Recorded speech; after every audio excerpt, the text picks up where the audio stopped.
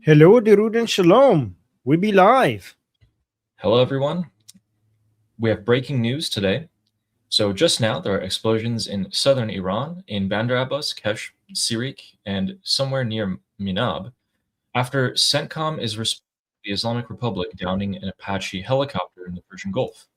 So we are going to talk about that, and it seems like there are actually more attacks as we are speaking. So we're going to cover everything for you guys. President Trump has also come out with a statement last night in a tele-rally saying that in 2 weeks we will achieve total victory over the Islamic Republic of Iran. And we're going to discuss everything for you here today, so make sure you keep watching. Armin, what do you think about the explosions always happening right now during this time? Whenever we go live, the explosions have happened 10, 15, 20 minutes before. Yeah, I think like what the hell you have. I was telling you before we went live, you have the best time slots. Your show is at the best time for covering this stuff. Everything happens. Everything boom boom kinetic operation related happens right before your show goes live. So yeah, so I don't know, really maybe lucky. why. Yes, but people are disappointed in the chat.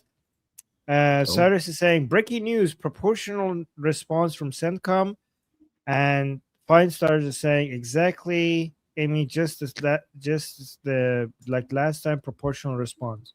So people wanted a response. I mean, we don't know yet. We don't know yet how big the response is going to be, but people want something much above a so-called proportional response. And look at this. Sarah saying favorite stream of the day. Let's go. Thank you, Sarah. Thank you for your super chat. Well, let's get right into it here. Oh no. I'm here. Don't worry. Okay. So let's take a look, guys. For the umpteenth time, I don't know how many times it's been, we have the United States has struck the Strait of Hormuz. I don't know how many radar sites or missile launching sites they have left here, but it turns out to be a lot of them, because here is what's happened today. So starting off with President Trump's statement that last night, the United States military informed President Trump that the Islamic Republic shot down an Apache helicopter while they were patrolling over the Strait of Hormuz. The 2 pilots were rescued, and nevertheless, the United States must respond. And we are seeing the response as we speak. Admiral Brad Cooper was also asked about this today in a congressional briefing, and he was asked, what is the response that President Trump is talking about going to be?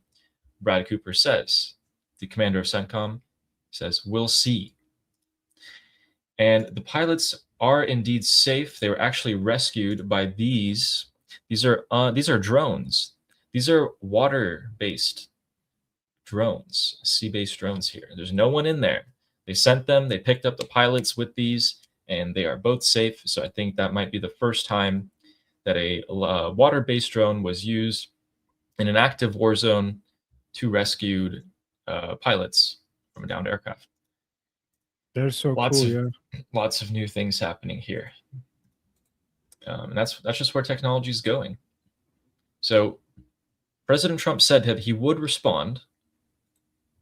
Let's max my laptop. Oh, wait, can you guys hear me? Yeah, we can hear you. You're fine. Okay. Is my audio fine? Yeah, your audio is great. All right, cool. Additionally, Trump said he was going to respond, so everyone was freaking out waiting for this. And then he came out and said this. He told the Wall Street Journal a couple hours ago, when he was asked about the downing of the Apache helicopter, he said, it's not a big deal. The pilots are fine. However, well, it seems like we do indeed have explosions, and we have a statement from CENTCOM here. They said, I don't like the not a big deal comment, to be honest. I don't like it. It is a big deal, right? Shooting at American soldiers should be considered the biggest deal. Like, that is a big deal. What do you guys think? I don't like that. I don't like that language. I don't like that. Like, saying it wasn't a big deal. They tried to kill American soldiers. I don't think that's a proper way to talk about it. Even I don't know, guys. Even if this is mind games, I don't know, 5D chess stuff. I don't think we should talk about American soldiers being targeted like that. But yeah, sorry, Ali interrupted you. No, not at all. I think you're exactly right. Even if you target the Apache helicopter with a missile, how do you're aiming at them. You're aiming at them with a missile. You cannot guarantee that those pilots aren't going to lose their lives. The fact that they didn't, due to their skill and luck, doesn't mean that, something worse couldn't have happened.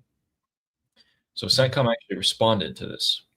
They said that today, so this was 30 minutes ago, they said, as of 30 minutes ago, we have begun launching self-defense strikes against Iran. This is a proportional response. So it's interesting. Look, yeah, so this is people. A lot of people are disappointed by that. This mission is a proportional response to unjustified Iranian aggression. Proportional. So see here, proportional is, according to Feinstars, proportional means just a left tap, basically. That's what it means. And it looks like President Trump has come out and said that we have responded. Our response was very strong, very powerful, and that we have responded proportionately to the destruction of the helicopter. What did they do? Well, they did, I think, 4 or 5 explosions in Bandar Abbas, another 4 explosions on Keshem Island, and another 3 explosions in Sirik. So all in the Strait of Hormuz. Interesting. Yeah. Not what I would do. I would do a lot more. I mean, they tried to kill your soldiers. I don't know. No. Yeah, it seems like they went after radar sites again and military sites like that. I don't know if any IRGC were killed in here, but it was the greatest response of all time in the history. Right. Well, I didn't know I could do a Trump voice. I'm surprised. Yeah, you sounded more like him than I thought. Right? Yeah, I'm actually surprised. I'm surprised I did that. I didn't know I could do voices. What the hell? Yeah. Yeah, you should try to do a Scottish accent. No. You do that. Oh man. What? What? Yeah, no. I was just asking the people in the chat, what do you guys think of this? Like, what is your opinion? We got another super chat saying Vance is what? A peacenik? Peacenik. It's being weak in the Middle East. Okay. Okay. Well, Well, JD Vance actually said something today. Said something pretty significant, in my opinion. I'll pull that up for you guys right now. This is what JD Vance has said today. Let's take a listen. Oh, it's going to be bad. Very close. How soon could the deal happen before the midterm elections? Oh, absolutely. No, I think we're going to know a lot before the midterm elections. Look, I think that the deal could happen in the next week, but the deal could also happen months from now. You say very close. How soon could the deal happen before the midterm elections? So could it happen before the midterm elections? Yes. Oh, definitely. We'll have a lot known. Okay. All right. Whatever you say, JD. I don't know if he even said anything at all. It could happen. Yeah, I mean, you're right. You're right. It could be that. Yeah. But that's the deal could happen most in 2 minutes statement. or 2 years from now. So, okay, basically just saying anytime. True. But he finally came out and said something pretty directly. He's been kind of out of the picture here with regards to Iran after his trip to Pakistan. And that's what we saw. Yeah. By the way, this is all also, people have to realize that there's a competition between JD Vance and Marco Rubio happening in all of this, right? As the next, because these two right now have the highest chance of being the next Republican nominee for the presidential election. So everything that is happening within the politics within the President Trump's cabinet, it's also a silent competition between Rubio and Vance. Even if they deny it, they say they're not thinking about it. Like that's not true. They're constantly taking positions with that in mind. All right. Well, Armin, guess what? Yes. So we had explosions here, Bandar Abbas, Qashm Island, Sirik over here. These are all IRGC naval bases and spots. So guess what happens now? What? This is okay. I'm gonna impersonate an IRGC commander for you guys. Okay. Okay. Okay. Armin, you're like the guy that reports to me right now, and you're gonna be like, sir, they just hit us. The Americans just hit us. Okay. Okay. Should I go? Okay. Yeah. Go. Orban, زدنمون. آمریکایی زدنمون. What are you saying in English? Oh, okay. It's like, sir, they're hitting us. The Americans are attacking. Okay, I've heard enough. Bomb Kuwait, bomb Bahrain, bomb the United Emirates right now. Right now. Is that what's happening? That's what they're gonna do. 100% they're gonna do that. Oh, that's your 100% they're prediction. gonna do that. Okay. I've heard enough. The Americans said us bomb the Arabs right now. Yeah. Bomb the Arabs. Americans have us bomb the Arabs. And it seems like the Arabs are prepared for this because Kuwait and Bahrain has already put themselves on the highest alert level possible. So yeah, that's probably going to happen. It's probably going to happen very soon. And it's the safest bet to get no retaliation and just like who do we hit? Like every time you're angry, they're like, you just hit the Arabs. Exactly.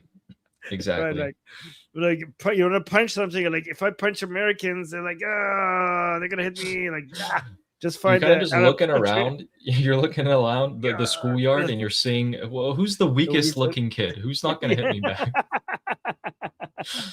Oh no. Okay, yes. So yeah, it's probably gonna happen. Like, but what did I do? I was involved here. Like, don't argue with me. You're gonna get hit. You try not to make eye contact. Just don't look at me. Don't look at me. Go hit the other Arab country. Not me. I bet you that's what. Like, I bet you UAE is like, oh my God, hit Kuwait, hit Bahrain, please, not me this time, not this one.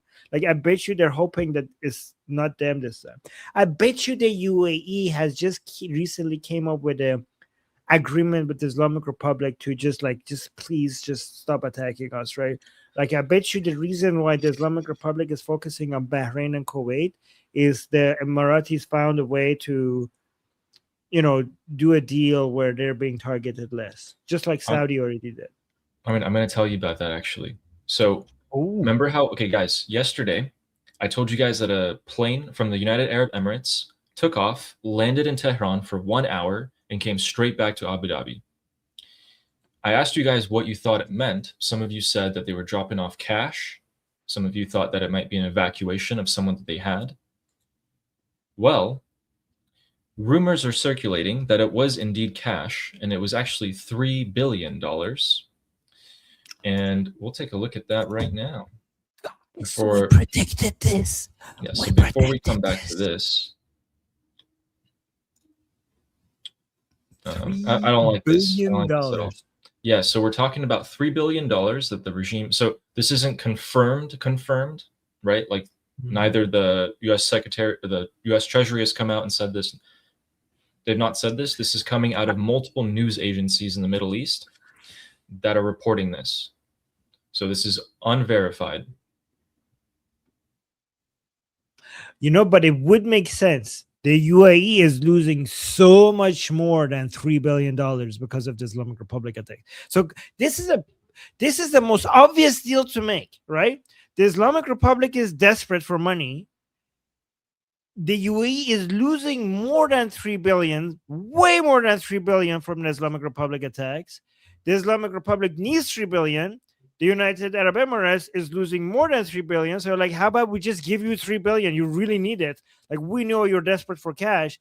and we're desperate for you stop attacking us. How about we just give you the money and you stop attacking us? It's like the most obvious, like it makes sense for both sides.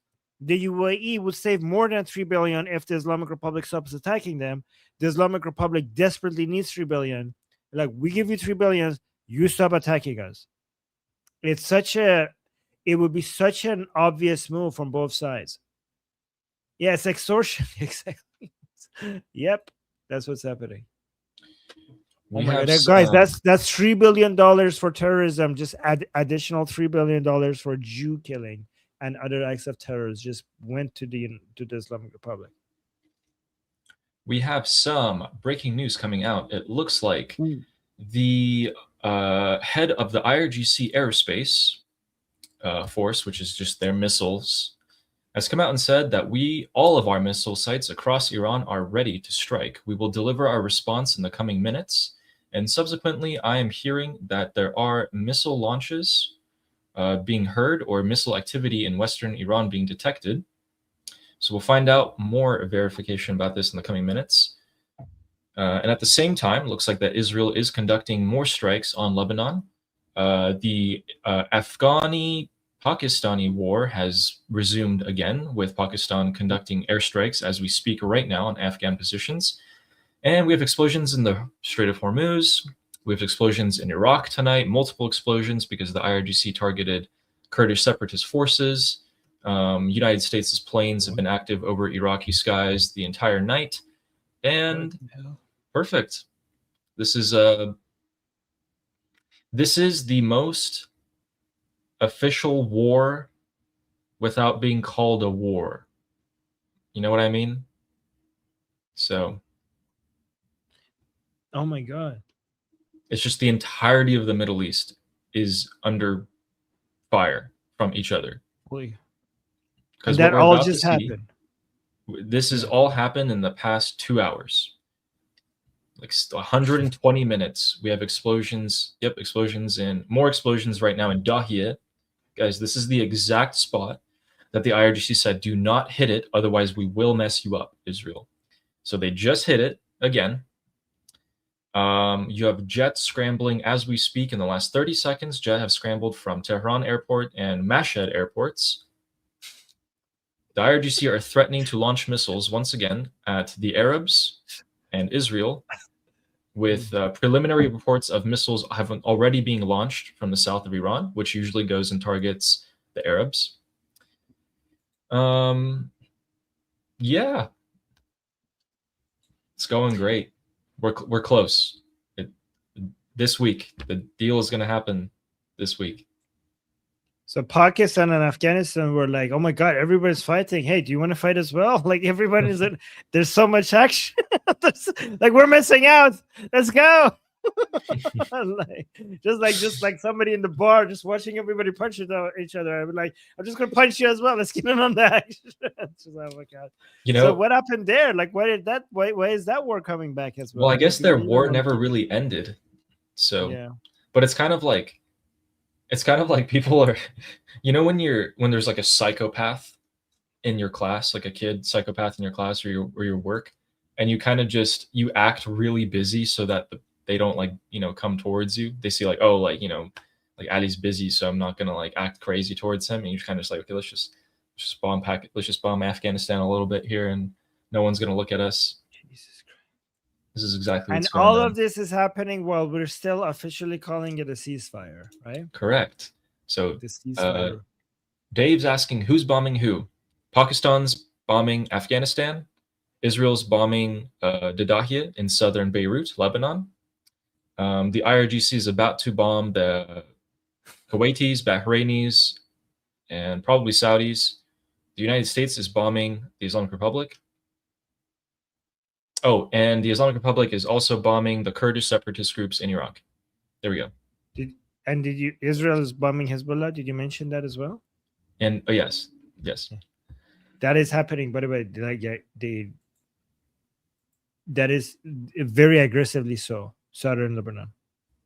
Yeah, the IRGC has just stated, we advise the Muslim peoples who live near the bases of American presence to immediately move away from them by 10 kilometers. I called it. Alarms are sounding in American bases in the Persian Gulf. Preliminary alarms. Wow. Okay. Well, guys, let's go back to this so we can take a look at what Adachi was saying. Well, Adachi posted this. You might ask when. This was before the United States struck. This was like 3 hours ago, like almost 4 hours ago. And he said, he basically said, if the US bombs us, we're going to hit the Arabs. And that's pretty much exactly what he just said. So, yeah, it's great. Wow. Wait, so is the U.S. response officially over? Like, is that like they stopped now?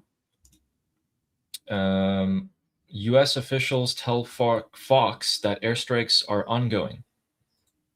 So we don't know if they're over, because CENTCOM also said we began, and they said that 30 minutes after the first bombs fell on the IRGC positions. So it seems like they might hit a few more targets, but I don't know if it's going to be anything crazy. And we'll pull up a map here of all of the struck locations so you guys can take a look. It's right here. So this is the Strait of Hormuz. The north side is the Islamic Republic of Iran, and the south side is Oman. These are all the spots that were hit. So we had 5 different spots, a couple dozen explosions. Missile batteries were hit, and ports. And I think they tried to go after some fast attack boats as well.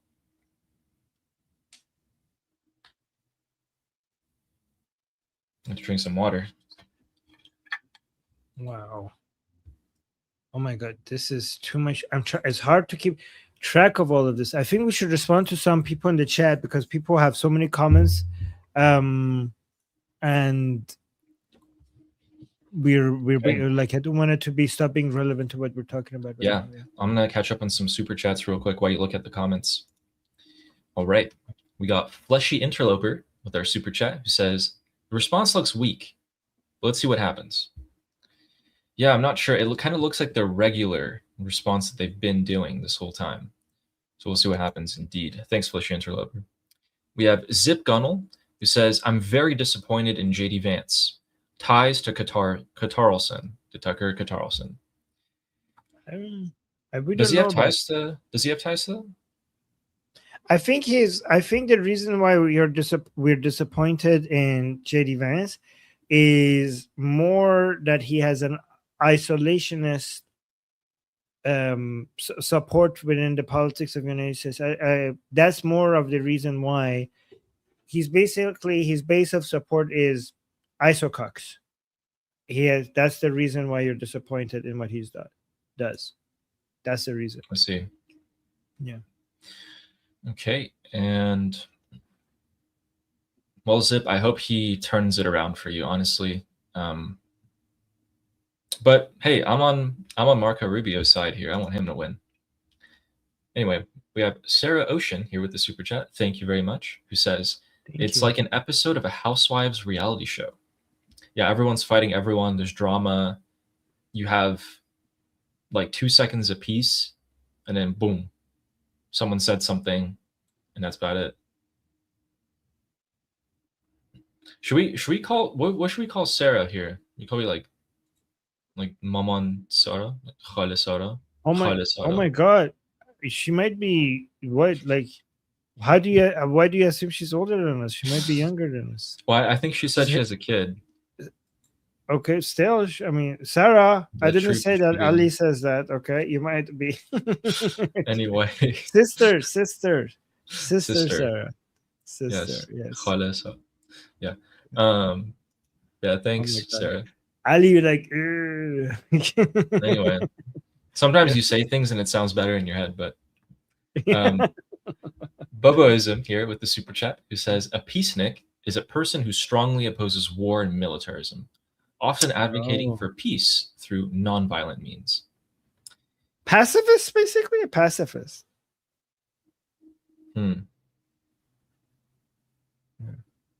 Perhaps. I mean, is he a pacifist? Is JD Vance a pacifist? He's an isocock. So well, I mean, his followers are. So isococks are one of their traits is to be pacifist. I think most of them, at least most of them. Quick little update for you guys. Qatar has cleared its airspace, so has Kuwait and Bahrain. Kuwait has said that their air defense system and their radar systems are at full readiness and waiting response. And more unverified reports that missiles have been launched from Iran. Whoa. Missiles have been launched from inside Iran? From Khuzestan, Ahvaz, yep. From Khuzestan, so west. Yeah.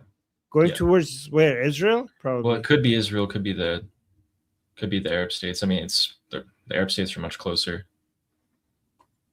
Ali, we're getting to a deal in 2 days. Trust me. 2 days. Not even. 2 days. Yeah. Not even. This is, I mean, what if this was the deal the whole time? just take it. Yeah. The real deal was the missiles that we shared along the way. Along the way, yeah. Oh, everyone gets some. Yes. And Malak Bey, with a super chat here, or I'm just gonna call you Malak Bey. Anyway, said, has Ahmad Vahidi been killed? Nope. But there are rumors that contact has been cut off with Mujtaba Khamenei, but Vahidi has not been killed. No one important in the regime has been killed. Unfortunately. Soon. See, let me check Khabar Fori. Okay. Oh, no. Okay. But you go ahead. It seems like the U.S. is still conducting strikes, but we're not hearing any reports of explosions, so I'm not sure exactly what they're up to. And we have a super sticker from Reincarnation Entertainment. Oh, hey, I saw you back in the school group today. Welcome back. Missed you. Good job. Yeah, good job coming back. Also, how come it just says super sticker? Because it doesn't, like, you want to see the graphics? Yeah, it doesn't transfer the. Oh. You have to watch it on YouTube. Don't worry, the chat saw it. The chat enjoyed it when it happens. Okay. Let me scroll up here. Oh, you want to see the graphics? I was just kind of curious, but I can't. Oh, it's on your chat, so I can't see it. Okay, I'll find it. No worries. No, it's good actually. It's interesting that you want. Okay, so it's a pair. Ali wants to know. It's a pair with a number 1 on its belly, and it's jumping up and down and saying "number 1 fan." So that's what it is. Okay. Thank you. You're welcome. You know what? Actually, that's good. Every time I get a super sticker, if it's on my chat and you want to know what it is, let me know. I'll let you. I'll give you update. Okay. Sounds good. Yep. Confirmation about Kuwait and Bahrain closing their airspace. Qatar has also done the same. And in a strange post, Vahid Online has come to Twitter to post one word saying prepare. Wait. On Vahidi posted on X? Vahid Online. Oh, Vahid Online. Okay. Yes, he has said, let me show you guys. Yeah, sure. Vahid Online has said, get ready, said prepare. Well, this is in Farsi, so Amadakon. Amadakon is like Amadakon. You should say Wait, he said Amadakon. Yeah, Amadakon. Yeah. This is like guys, this is kind of like like I'm about to do something to you and I'm telling you to like prepare for me to do something to you. That's kind of what it means. But anyway, Sarah Ocean is saying it's called khar takhar, shakes head. Khar takhar in Farsi means it's a cluster F. It's everything's happening everywhere all the time. No one knows what's going on. Like exactly right now, the air defense of Kuwait and Bahrain is dealing with Shahed drones, and there are explosions in Bahrain as we speak. So there we go. We told you it would happen. I've had enough. Bomb the Persian Gulf Arab countries right now. Jesus. And Fables Told is asking us, did we do a response? I was watching Northern Ireland catch on fire and catching up on the Carmelo Anthony case. I didn't know that Northern I have Ireland was no catching idea. on fire. I didn't know. Are they But joining yes. as well? Like, The United States has wow. responded to the downed helicopter. They hit a lot of sites in the Strait of Hormuz, and it looks like the IRGC are bombarding the Arabs now as retaliation. Is that happening? Yep, that's Is happening. that we have to, That is confirmed. really right now The Arabs are getting hit as we speak. as we speak? Which As we ones? speak. Bahrain is currently intercepting. Kuwait and Bahrain are both intercepting Shahed drones. I told you it's Kuwait and Bahrain. Saudi Arabia and the UAE have deals with they paid the Islamic Republic a lot of money to stop the attacks. And Kuwait and Oman are kind of allies, so they get only bombed. You know, if you're an ally of the Islamic Republic, it means you get bombed less. It doesn't mean don't get bombed. It just means that you get bombed less. So UAE and Saudi Arabia paid the Islamic Republic, so that just leaves Kuwait and Bahrain. So those are going to get most of the bombings right now.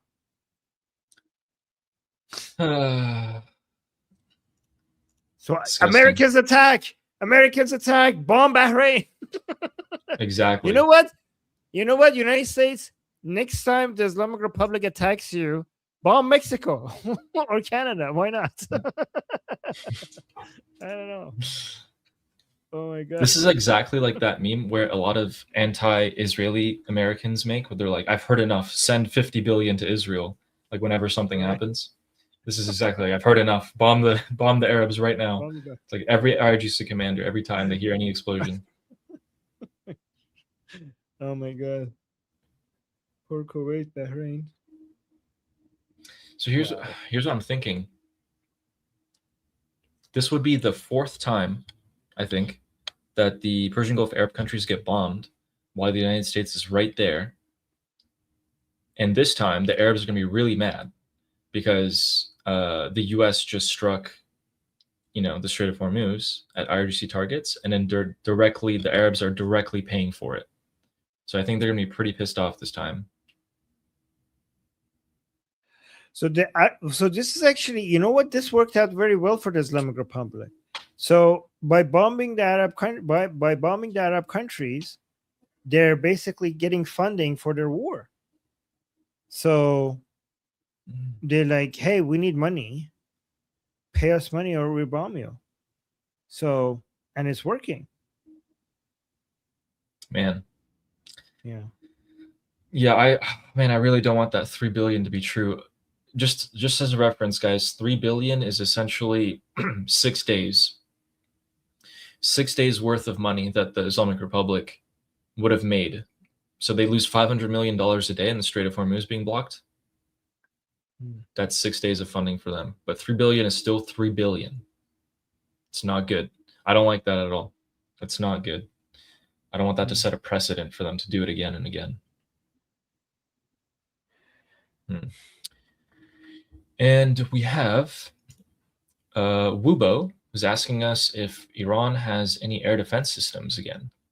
They have a ton of manpads, which are like shoulder mounted. Yeah, there's like these Chinese shoulder mounted surface to air defense. You just like someone just holds them, shoots them up. Yeah, they're pretty advanced, but they only work if you're flying low, and that's how they took down the American fighter jet last time by the Chinese manpad. So they have other air defense like the Bavar system, which in the previous rounds of attack were damaged, wasn't fully destroyed.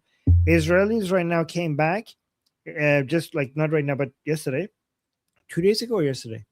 In response 2 days ago, in response to the Islamic Republic's attack on Israel, they came in They destroyed a petrochemical company facility, but they also took out some Bavar. So the Islamic Republic, mostly when there's air defense, used to be S-300s, and the Bavar system, the S-300s they bought from Russia. The Bavar system is the one that they had domestically made themselves. They're not very good.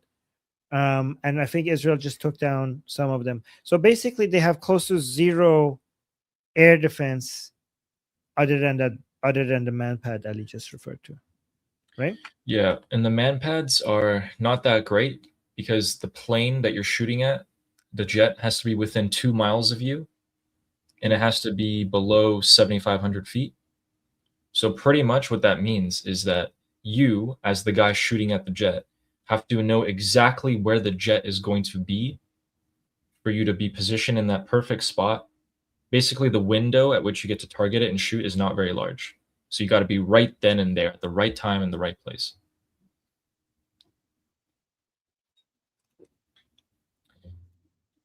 And Uchimata says JD Vance represents the anti-Jew / Israel of MAGA. Interesting. And we have, you can say this Wait. username. No, wait, like before I say that, do you agree with this? I don't know, actually. I haven't listened to his statements about Israel a lot. So a lot of anti-Jewish, anti-Israeli Americans are in favor of voting for JD Vance.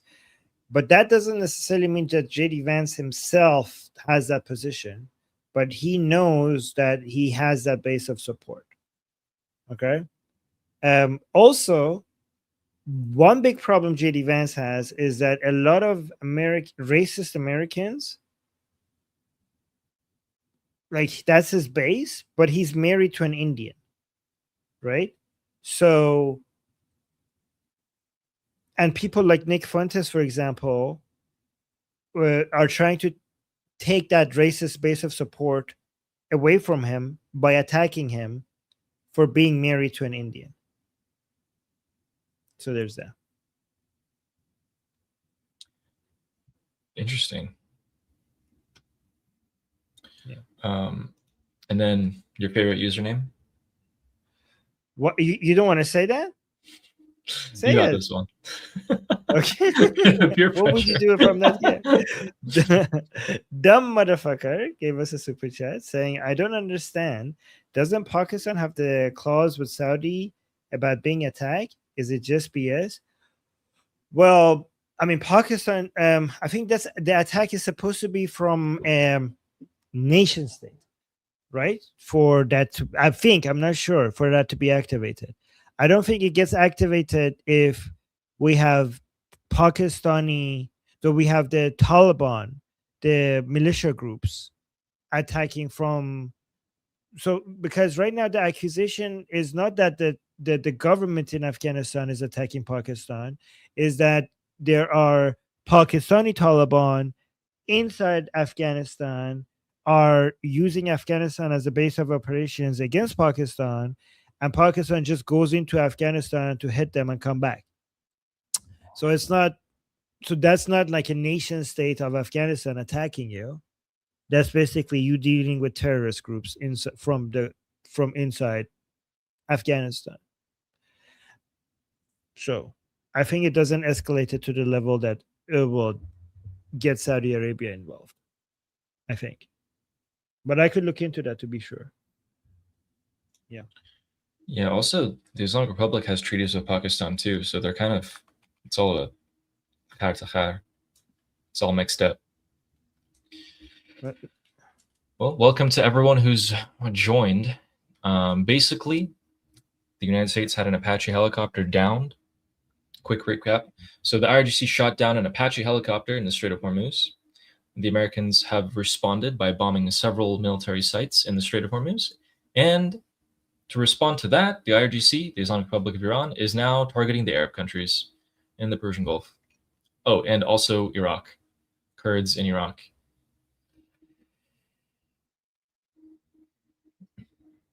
What a day. Are you finding something for the Pakistan. So basically, Saudi. the agreement that Saudi Arabia and Pakistan have, it's not a strict NATO-style automatic military intervention pact. It's more political solidarity plus cooperation. So for example, they could get involved with mediation, not just necessarily fighting. Yeah. So it's not like as automatic as what you have with NATO. As a quick side note for you guys, Pete Hegseth is going to be traveling to Cuba tomorrow. Oh, Ooh. interesting. Cuba. He's going to enter Yes. Cuban soil. Yes. Oh my God. Oh my God. Very Wow. interesting. And we have the next super chat from Amy Ryan, who would like to poll. And the poll should be, when will the ceasefire start again? I was going to actually start a poll, but in that case, a joke poll. Yeah. I don't know. I think it's basically turning it off and on every few minutes, basically, at this point. It's a Schrödinger ceasefire. That's how I would describe it. It's a Schrödinger's ceasefire. Yeah. It has a superposition. It has a collapse in one of these positions. And the next one is by Firejack, who brings up an interesting point here. Okay, guys, listen to this. So the drone that was set to shoot down the Apache helicopter, the U.S. Apache helicopter, was thought to be a Shahed drone. Except that Firejack here is correct. And Shahed drones are set to hit a stationary target, meaning if you're the guy who's launching the Shahed drone, you put a GPS coordinate in there, and then boom, it's a one-way, it just goes. You can't tell it to like change directions or anything like that. Which means that it wasn't a Shahed drone, because obviously an Apache helicopter would be damn near impossible to hit with a GPS coordinate. It was actually a newer type of drone that the IRGC have. And that one is able to be remote controlled.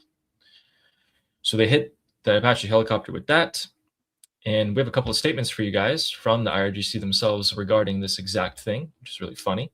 But they're saying, yeah, Shahed drones are set to hit stationary targets. They can't hit moving ones.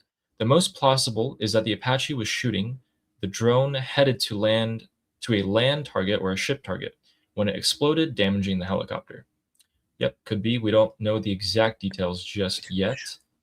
The IRGC are praising the fighter who shot down the Apache helicopter. So take that what you will. But yeah, thanks, Firejack. Thank you. It's an excellent point, by the way. It was not a Shahed drone. No Shaheds. Are you sure? Yeah, because I mean, think about it. Unless the helicopter is actually, even then it would be damn near impossible to hit it, because the helicopter's in the air. Even if you put a GPS coordinate, the GPS coordinate is set to land on the ground. So yeah. Okay, now the Islamic Republic is saying that they didn't do it on purpose. Yeah. So let me show you exactly what they said. This is crazy. They're like, okay, wait, they were bragging about it, and now they're saying we didn't do it on purpose. Oh my God. Where is it? What? I have it here. Look at this. Iran's deputy foreign minister told Al Jazeera that a U.S. Apache helicopter that went down over the Strait of Hormuz on Sunday was not deliberately targeted by Iran. Kazem Qaribabadi said such an event could happen unintentionally because of the tense military situation in the area. Wow. Do you know what they said right before this?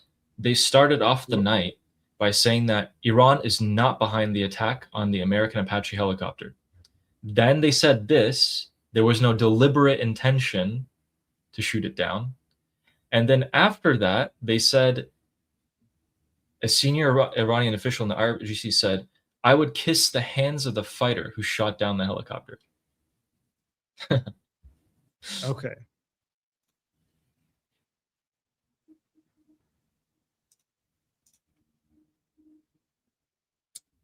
Oh my God, the RGC outlet is saying the same thing.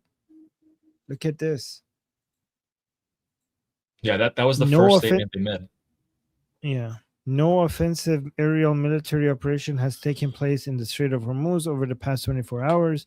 The IRGC affiliated Tasnim News reported, citing an informed military source after U.S. President Donald Trump said Iran had downed a U.S. Apache helicopter.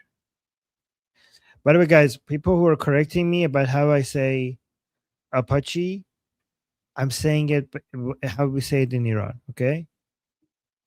We call it Apache. So Apache, whatever you guys say. I pronounce it the way it was pronounced in Iran.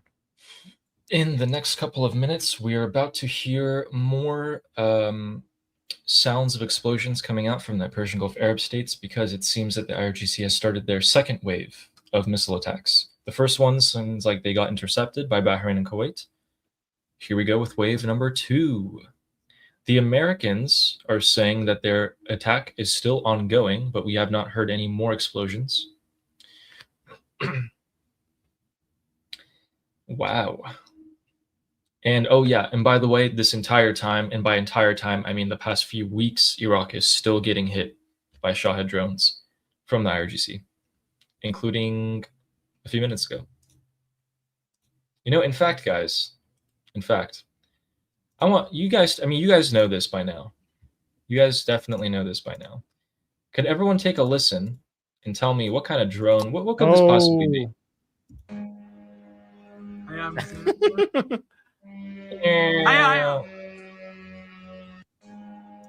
Oh my God.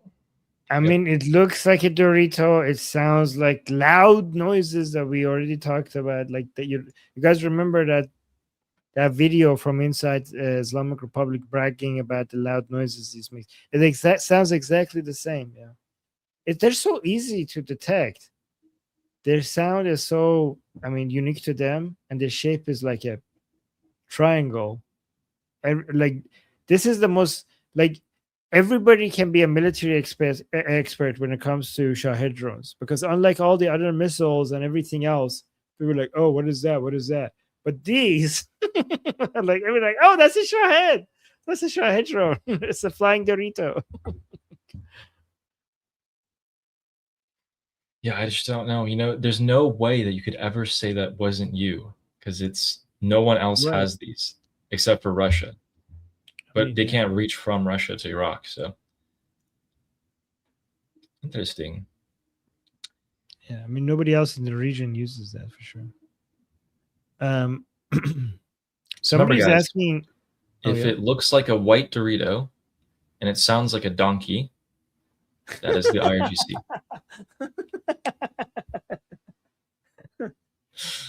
Oh my God, that's pretty good. I love that.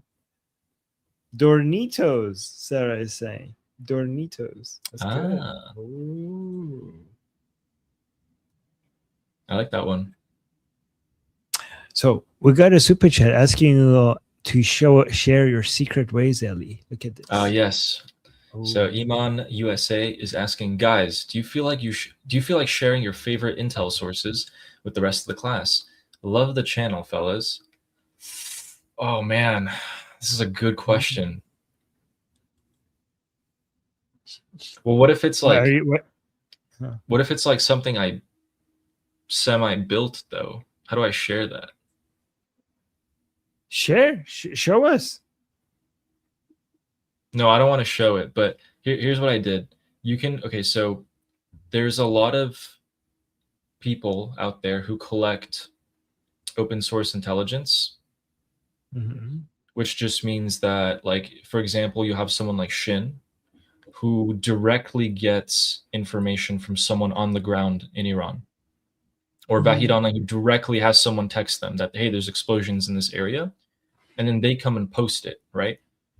You can make an application that captures all of this from any country and any channel, although narrowing it down is better because you just get bombarded by everything. And you can put in, keywords, you can put in key phrases, stuff like that. And I'll get anywhere from like, the Zionist regime has done this, like obviously that's a Hezbollah channel, to, the IRGC, the terrorist regime in Iran is doing this, and you're like, okay, that's obviously pro-Iranian people. So anywhere in between, and that's kind of it. It's like a little bit of hijacking other people's work, a little bit of coding. Coding. Yeah. Okay, so you built your own system here. Yeah, you can use AI to help you with the script, and you can do it all. I mean, it'll just take time, but you can do it. Oh, wow. Guys, look at this. Ali has built his own intelligence dashboard. It's very specific, right? It's just about Iran and anything in the Middle East that pertains to Iran. So interesting. But if you email me, I could send you something that might help. Oh, wow. Look at that. That's very generous. Sharing Yeah. his work like that. Oh, where's Duhawk? See, like one of the keywords I filtered for is explosion. Duhawk is a city in Iraq. Never mind. Okay. We'll put that on the back burner. The Durka search engine. That's what I should call it. Although I don't know if I would get a lot of customers there.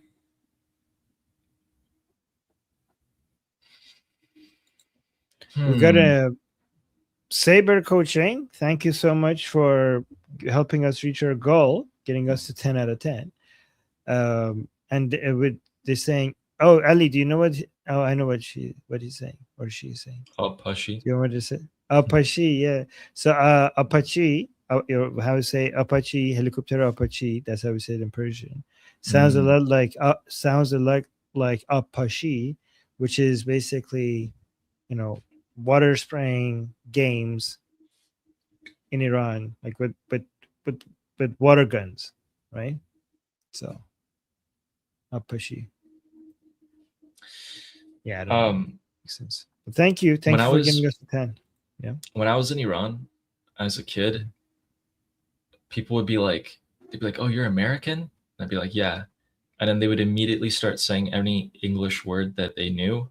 And the most common one was like S-top. It'd be like E-S-T-O-P, like S-top. And I would make fun of them, and then they would make fun of me. And yeah, I don't think anything's going to change when I go back. I think they're still going to make fun of me. Be like, why do you talk with an accent? Like, that's not how you say that. Yeah, in Persian, putting, what is the opposite of a vowel? Consonant. Consonant. Like too many of them next to each other doesn't make any sense, right? So that's why train is Tehran. Tehran. Officer, like star is setare, because you don't have the se, te, like that doesn't, flow in Persian.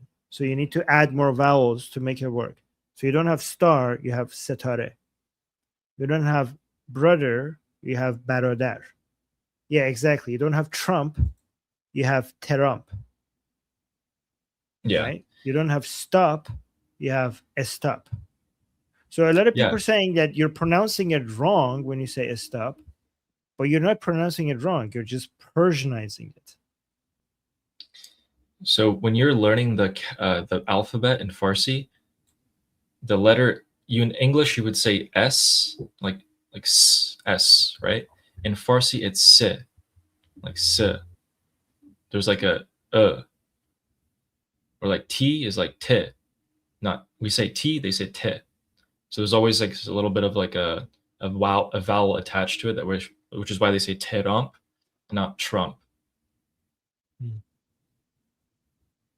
By the way, setare didn't come from star. Star came from setare. Yeah. And also with brother and barodar. So some of these came from English to Persian, but some of them came from Persian to English.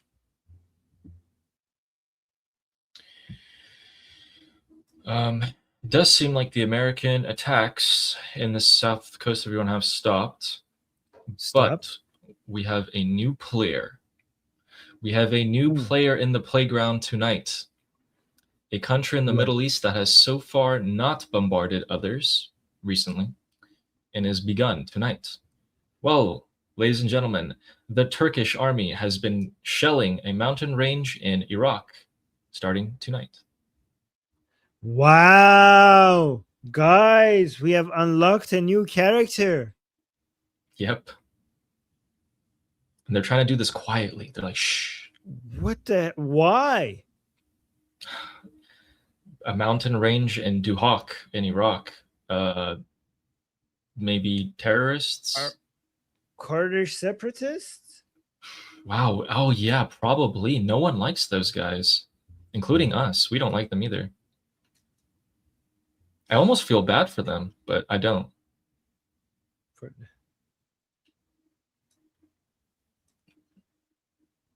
Jesus Christ. Why is everybody picking tonight to bomb? Like, is this a national bombing holiday or something that I'm not aware of? Why is everybody picking tonight? Yeah. Well, I mean, it kind of makes sense. If everyone's hitting something, if you come in and hit something, they'll probably not pay attention to you. All right. Should we bomb something, Ali, right now? Like, no. No. Guys, people in the chat, are you guys bombing anybody or being bombed at the moment by any chance, given that everyone is getting in on it tonight? Are you bombing or the target of a bombing operation? No? Just let us know. Wow. I did not expect Turkey to get involved, but hey. Turkey. There it is. I wonder if they're going to make an official statement. Probably not. Can you go over the list of everything that is happening, like tonight one more time, like from beginning to end? Because this is crazy stuff. Let's do it. I have a mental list, but I'm going to show you guys what's happening. All right, let's go. Okay. Let's work our way from left to right. Starting off in Israel. Israel is striking Hezbollah positions here in Lebanon, south of Beirut, in the Dahiyeh, and some other spots. The Dahiyeh is the red line for Hezbollah, and it is also the red line for the Islamic Republic of Iran. Moving on from that, we have explosions here, north of Iraq, right near the Iranian border. We have explosions there, and then we also have explosions right here, as of just a few minutes ago, in the city of Duhok, in this mountain range that you guys can see right there. The Turkish army is shelling these positions. As you can see, they share a border with Turkey right here. Very close, actually. Very, very close. So that makes sense. Moving on more further right, you have seen that Kuwait and Bahrain, Qatar also closed their airspace, but I guess they weren't hit. Kuwait and Bahrain intercepted Shahed drones tonight. Doesn't seem like any of them landed. They were pretty much completely expecting this to happen. Then, a little bit more south into the Strait of Hormuz, the island of Kesh was struck, Bandar Abbas was struck, the naval base of Sirik was struck, and the port of Jask, right here, was also struck. And you might think it ends there. Well, it doesn't. Moving on into Afghanistan and Pakistan, we have airstrikes conducted from Pakistan because Afghanistan doesn't have an air force. So that also happened there. And yeah, wow, all in the space of about 3 hours now, three and a half hours. So I'm wondering what the Middle East looked like from space tonight. Wait, maybe I have a picture. That probably looks like something like this. Look at all of these. Okay, straight. Look, breaking.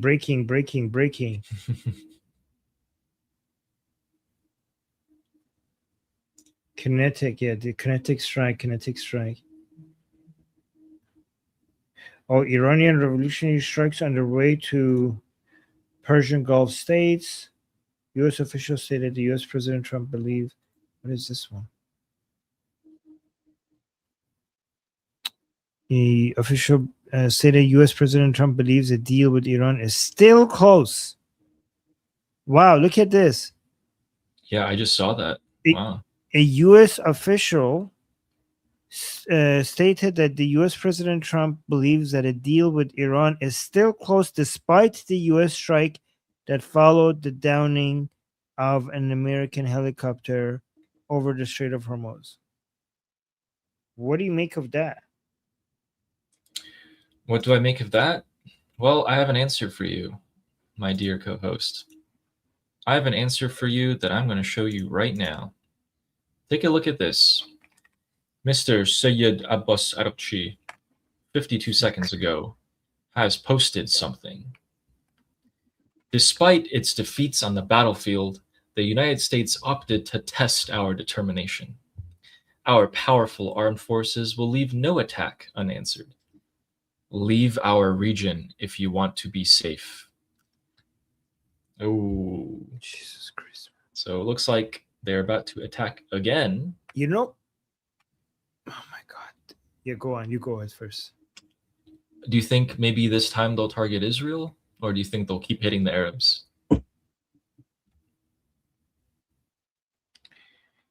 I mean, if I was them, I would not attack Israel right now. That would be devastating. But honestly, if I was the US, I would just make an example of all of these. Like, I mean, if you're a superpower and these people are going around and talking like this, like at some point you have to be like, yeah, enough is enough. Let me demonstrate to people who don't take us seriously. Like you shouldn't be able to get away with just saying stuff like that against United States. If it was me, I would just fuck all of these people up by now. Like enough is enough. Like, how do you go around? Like, you're a pathetic state, right? That doesn't, with a collapsing economy, and going around and saying like, oh yeah, we're going to defeat the Americans. Like, fuck these people up already. Like, shut their mouths. Like, get it over with. I don't know. What do you think? I think I was wondering the same thing. So I asked our expert, Jeffrey, last night, and he said, basically I asked him if the United States military is so powerful, and if they could just completely destroy the IRGC in a matter of a week, start to finish, take out everyone, or take out all the Houthis in a matter of a few days, you know, Hezbollah, whatever. Why don't we? If we're so powerful, why don't we just do it? And he gave me an answer that opened up my eyes and made me connect the dots. Yes, we can destroy them whenever we want at our time and choosing, but the equipment that we have requires bases, military bases like airfields. These are huge planes that need to take off to refuel the jets and etc.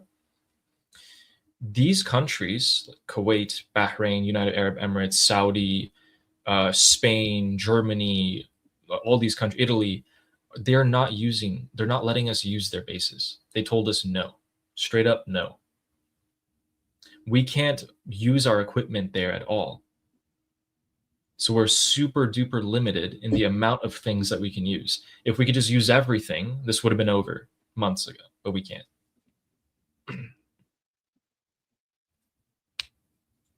Look at this. Fine Stars is saying Trump is ruining the United States' reputation as the military superpower. I think she I must would argue the exact opposite. I would say the exact opposite is true. I mean, there are a lot of people who are fans of America and they are disappointed. And I'm not saying if they're right or wrong, but it is happening. Like, whether they are correct or whether they're wrong, a lot of people are disappointed. I mean, I'm disappointed that we can't use everything and just finish it off. But, you know, guys, the United States military wasn't displaying its power in many years like this. And this has reminded many countries around the world to shut up, or this might happen to them as well.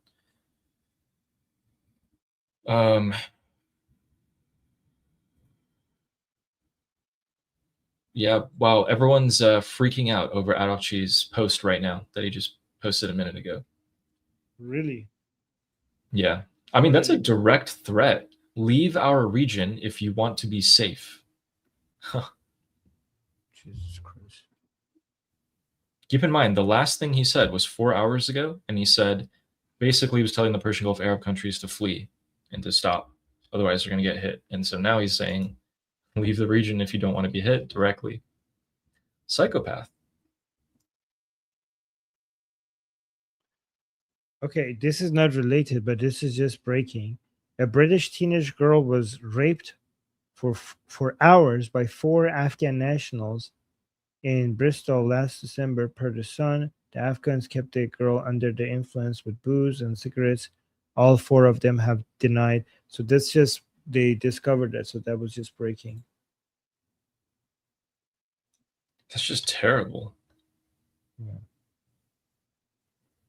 Oh, here's the Afghan news that you were talking about. Another Afghan. The Afghan-Pakistani conflict has apparently resumed following Pakistan Air Force airstrikes in Khost and Paktika provinces. So that's happening. Everywhere.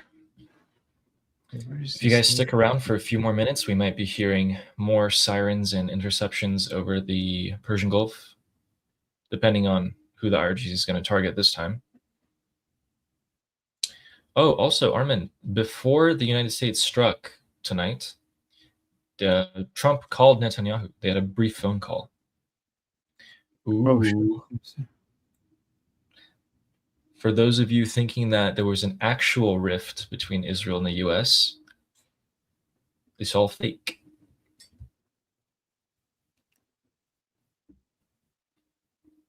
Well, I mean, we don't know. It looks like it increases the chances of it being fake, but it also might mean that they just recover and they had a tense moment and now they're fixing it. I heard Marco Rubio had a this is what the official line is, which might not be the reality. The official line is that Marco Rubio convinced President Trump that Israel needs to respond. That's what we're hearing. That President Trump was basically didn't want to allow Israel to respond, and Marco Rubio managed to convince him that they have to respond. And President Trump was convinced by Marco Rubio. Again, this could all be fake, but that's what we're hearing happen.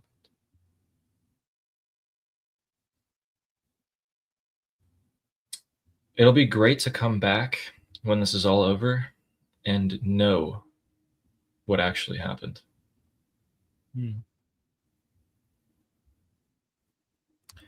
Yeah. Also, I was thinking we could recap for a couple of minutes. We'll read the super chats and then we can recap what we think, because over the last couple of days, I know we've been kind of theorizing as well, and some people think that, you know, maybe we've changed our positions or they don't know what our positions are on things. We could do that. Okay. All right. Let's go through the super chats and then we could do. All right. So Also, real quick. Yeah, go on. Also remember that I need to, after you read the super chats, I'm going to go do an interview. You continue watching everything and updating people. Is that because, guys, I have a big interview coming up. Here, let me show you. Well, actually, yeah, I'll share it with you guys later. So I have a big interview coming up, so I'm going to go do that. But Ali will be here and will be talking to you guys and giving you updates. And it's going to continue that. But so let's go to super chats. Oh, that's the alarm telling me I have to go. So yeah, let's do the super chats. Then after that, I'll leave. All right, then. So we have Shauna saying it's a pre-solstice spawn fire. I think the solstice is a couple weeks from now, right? 14, no, less than a couple weeks. That's why it's pre-solstice. Yeah. Okay. Yeah. Thanks, Shauna. Sure. Yeah, that's good point. That's good. Good point. And push-ups saying Happy National Bomb Being Day. Bombing day, yes. Yeah, because I guess YouTube. I think the reason why you wrote it like that is because YouTube wouldn't let you send that if it had a bomb in there. Yeah. Yeah. And Saber Coaching says, Turkey is next after Iran, right? Islam-wise? No. I think next is probably Lebanon or Pakistan or Afghanistan or Iraq. Yeah. I would think Turkey is one of the last ones.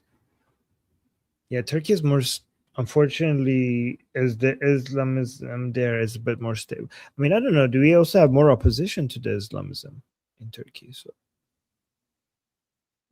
we have like protests and everything. So we'll see. Now, Turkey might be next because in all these other countries, do we have an uprising against like the Islamic government there right now? We have in Turkey, but we don't have it in the other places. So it might be Turkey. Yeah. Let's see. Let's see, Saber. Let's see. And Shannon Moore, the super chat, says Iran puts the miss in missiles. Yeah, they even demonstrate their misses for us. When they take videos to show their missiles launching, they have to literally move the camera frame because they thought the missile was going to land somewhere and it didn't. And so they had to like actually move it to be like, see? Yeah, it's terrible. Thanks, Shannon. And oh. Wow, look at that username. This guy is an anti-Semite. Stupid username here. Saying, Ali, we need to ban something that I'm not going to say and stop these PDF file juice bags. Yeah. Okay. Well, thank you for confirming Zionism. Thank you for confirming how disgusting Jew haters on the planet are, and why we need to, how big of a deal the anti-Jewish hate is. And thank you for funding Zionists. Ali, do you consider yourself a Zionist? Heck yes, yeah. There you go. Like, look how retarded you are. I mean, if this is serious and if it's not a joke, I mean, if it is a joke, it's not a very good one. But if you're a Jew hater, you're demonstrating how retarded Jew haters are. You just funded 2 Zionists. Thank you for that. Jew haters are so retarded that they actually give money to Zionists. They give money to their enemies. Lovely. That's my first super chat like that. Yeah. I haven't gotten one before. See, guys, I was just kind of like, okay, whatever, I'm just gonna move on. But then Armin, a veteran of these anti-Zionist super chats, he knew exactly what to say. Yeah, by the way, for the rest of your life, you should like remind yourself, just remember that you actually contributed to funding Zionism, right? This is the curse that you have to live with for the rest of your life. I'm gonna go donate that to what should I donate it to? To AIPAC. AIPAC, yes, exactly. Yeah. And another super chat from Pushups who says YouTube will let me say fuck though. It's ridiculous. All right, guys, I said it. So. Oh, you did? Oh, wow. Oh no. Yeah. All right. Do you want to go to your interview, and I'll continue going on? All right, you go ahead, guys. I'll. So hey, I'm not gonna say the. You say it. You say the whole thing in full, okay? Okay. We have. Leave. All right, guys. So Armin's gonna head to his interview. No. Say it after when you're ending the stream, not now. Oh, okay. Okay. All right, guys. So I'm not gonna say what I usually say because Ali's gonna say it today when he ends the stream. So you guys say with Ali, okay? What's the news agency or channel? Oh, it's the Paramount. What is it called? Paramount Tactical. Is it live or is it pre-recorded? I think it's live. Oh, let me see. Yes, it's live. Paramount Free Tactical. Anyway, I have to go. Okay. Good luck. Okay. All right, guys. See you guys soon. Bye. All right. See you. Wait, guys. What did he say? Paramount what? Paramount Tactical?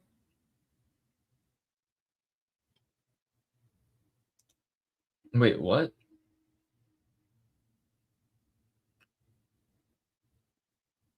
Oh, it's going to be a live stream. Oh, okay, that makes sense. Because I thought it was going to be a news channel. We should watch this. I think we should watch it. He's going to go live soon. Perfect. Because I searched up Paramount Tactical and it was like a shooting website for like guns. I mean, weapons. Okay, let's check the news here. All right, people are still reporting the same things, it seems like. All right, quick recap. So the US has just struck military targets, like radars.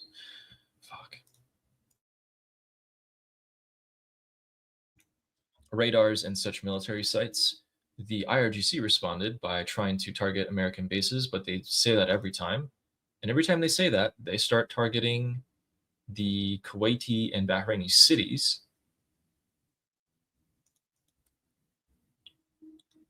Yep. All right. I guess that was the response of the United States.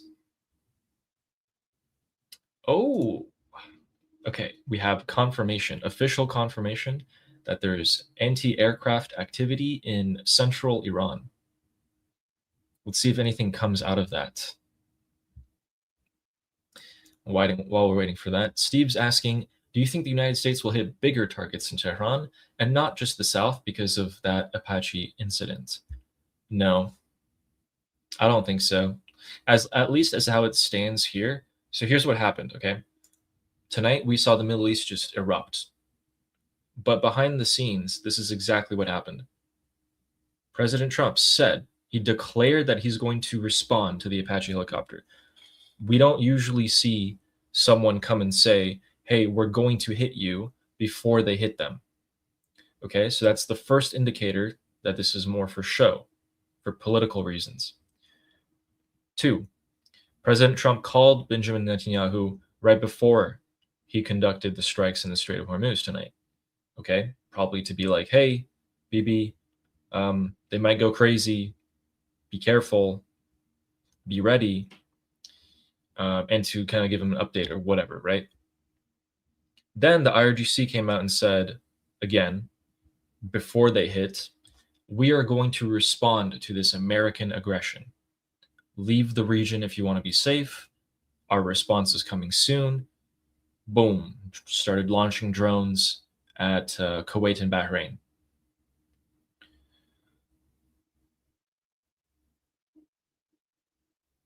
Huh. Okay, well that's IRGC media. Anyway, so they, again, another indicator that's a show. The IRGC comes out and says, hey, we're gonna hit you guys. Usually you hit them first. Then they find out that you hit them because of the explosions, right? So anyway, that is what's making me think that tonight was just a show. It was just limited strikes. We're not going back to a full-on war. But, and I have something for you guys so we can look over together. If you guys are wondering and maybe a little bit confused, I'm going to show you a literal side-by-side, like everything that's happened in June, the past week, in terms of statements, so that we can take a look together. And we'll go through it super quick. I'm just going to say it for you guys so you have a general idea of what these kind of strikes have meant. And I shared it last night in my group discussion, but it seems like someone deleted it, which is really unfortunate. Dang, sometimes I should really save these things. Anyway, Islamic Republic state media is saying that they hit 2 water treatment facilities in Bahrain because the Americans hit 2 water treatment facilities in Sirik, Iran. Interesting. Yeah, I don't know about that. Take everything the Islamic Republic says with a grain of salt, meaning don't believe it. It's probably not true.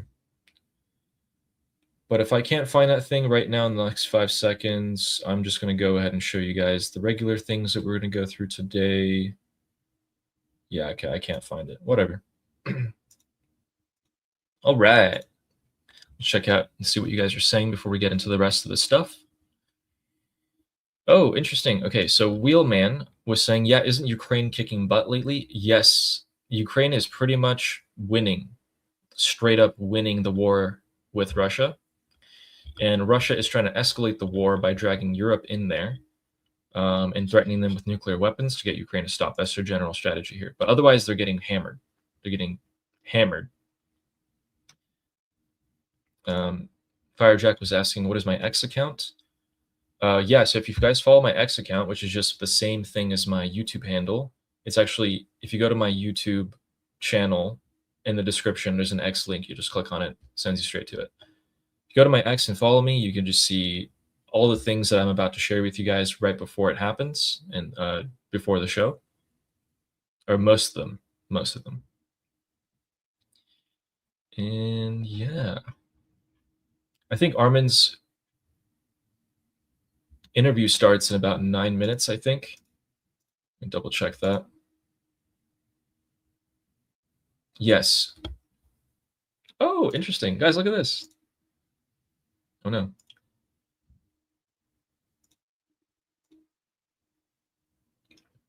Ooh, watch party. All right, we got 7 minutes and 45 seconds. Iranian ex-Muslim exposes the truth about Iran, Israel, and radical Islam. Wow. All right, I'll have that. And so let's see if we can go through everything that we need to go through. Okay, so here's the big thing that's been bothering me. Today, there's these rumors, right? Because yesterday we had a jet take off from the United Arab Emirates, land in Tehran for 1 hour, and then leave. I'm thinking to myself, there's 3 options here. 1, the United Arab Emirates just dropped off a couple $2 billion to the IRGC. 2, they maybe evacuated someone, maybe their own people, maybe someone from someone in the Islamic Republic. And 3, to have a secure diplomatic talk with the IRGC. Seems like a lot of the rumors are that the UAE has given them $3 billion. That's terrible. That's really bad. Super chat real quick. Sarah is asking, Ali, why did you leave your profession for YouTube?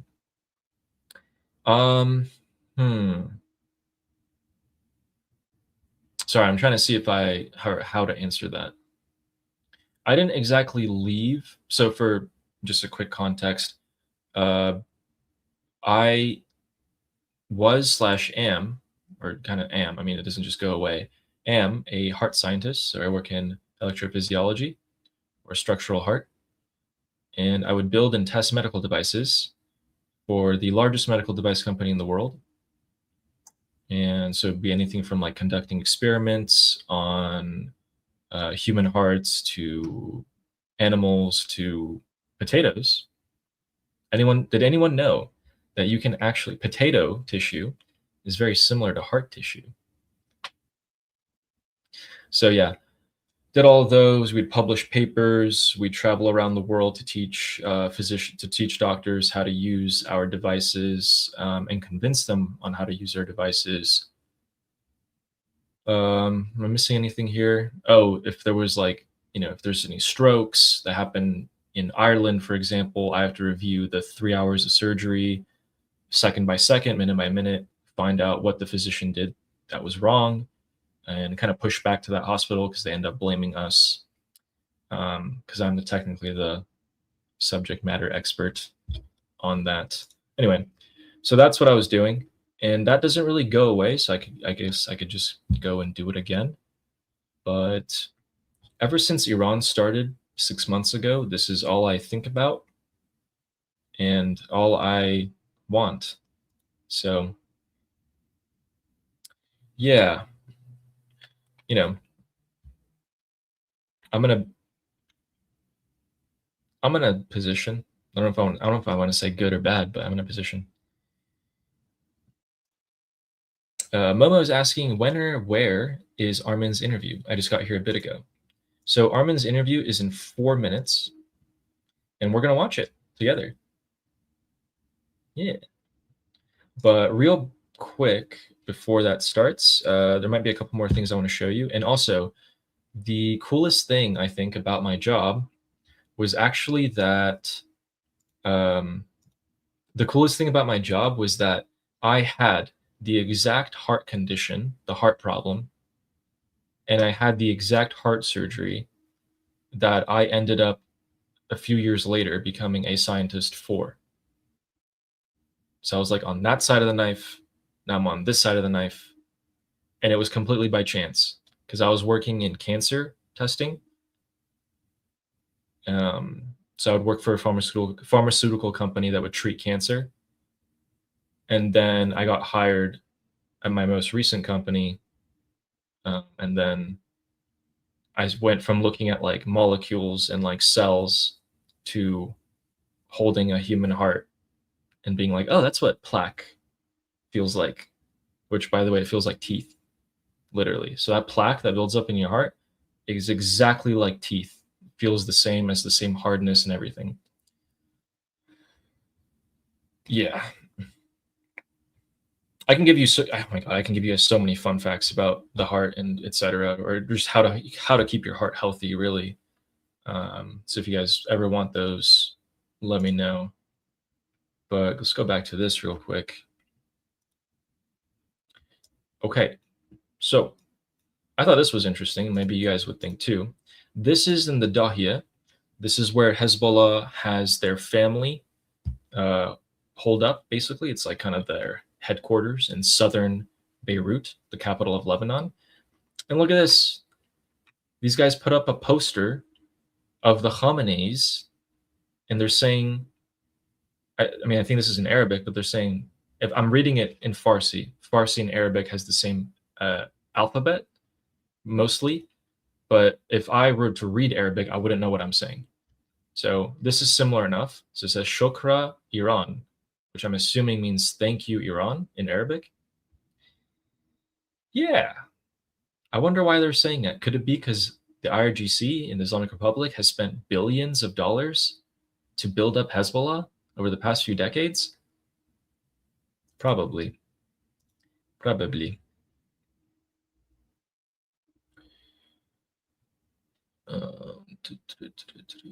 Yeah, people are saying. Carolyn, Texas was saying, I'm going to start eating more vegetables just from that statement. Yeah, that's never a bad thing. It's never a bad idea. Okay. Cool. Yeah. Oh, yeah, I can answer this question. If you guys are wondering what program I'm using for the map that I'm showing you guys, anyone can do this. So if you just type in like Google My Maps, this pops up. And you can basically create maps, like lists for you guys. And you can add layers here. If you see on the left side, this is June 14th. But if I click on the other layers, you can see, like, if you look at the map right now is just the events that have happened today, the blue things. But then if I add the other layers, you can see a whole lot more basically marks coming up. And these are things that I have pinpointed as we've gone through. A lot of the important stuff, not everything for sure. Sometimes if there's just like not enough things for me to try to keep track of, I will just talk about it with you guys. But if there's a ton, if there's like 15 things or more, then I'll make a map like this. It just kind of helps me keep track. All right, we're waiting for Armin's interview to go live. It is currently 4. So as soon as that goes live, we're going to switch over to it. Trying to see if I can fit one more thing. Yes, we can. If you guys are American, here you go. The United States Department of Energy has reported that we have, I think it started.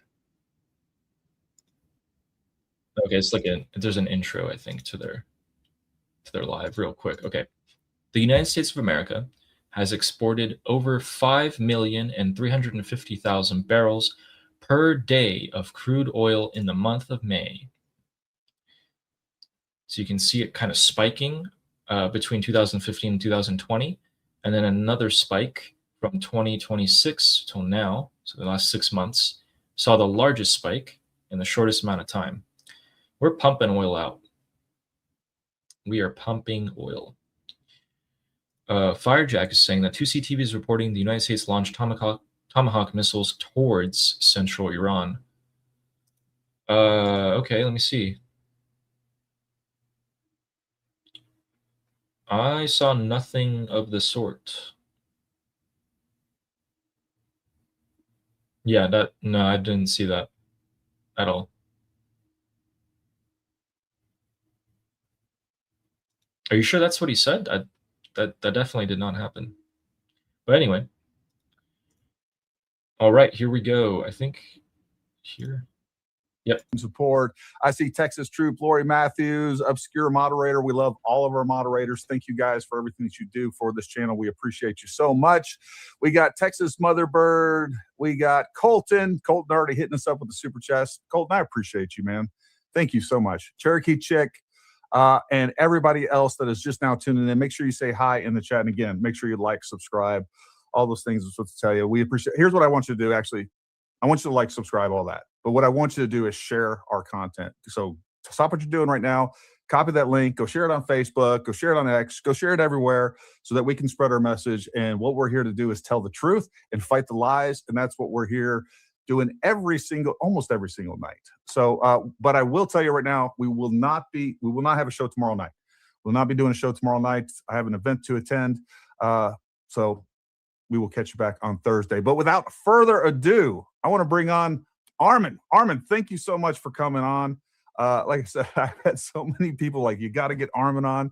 The moment that we had Goldie on, like, hey, you got to have Armin, her co-host. And I'm just glad you're here, and I appreciate you taking the time. And if you will, just take a moment to introduce yourself to everybody. Go back all the way as far as you'd like, because your story is amazing, and I want to hear more of it.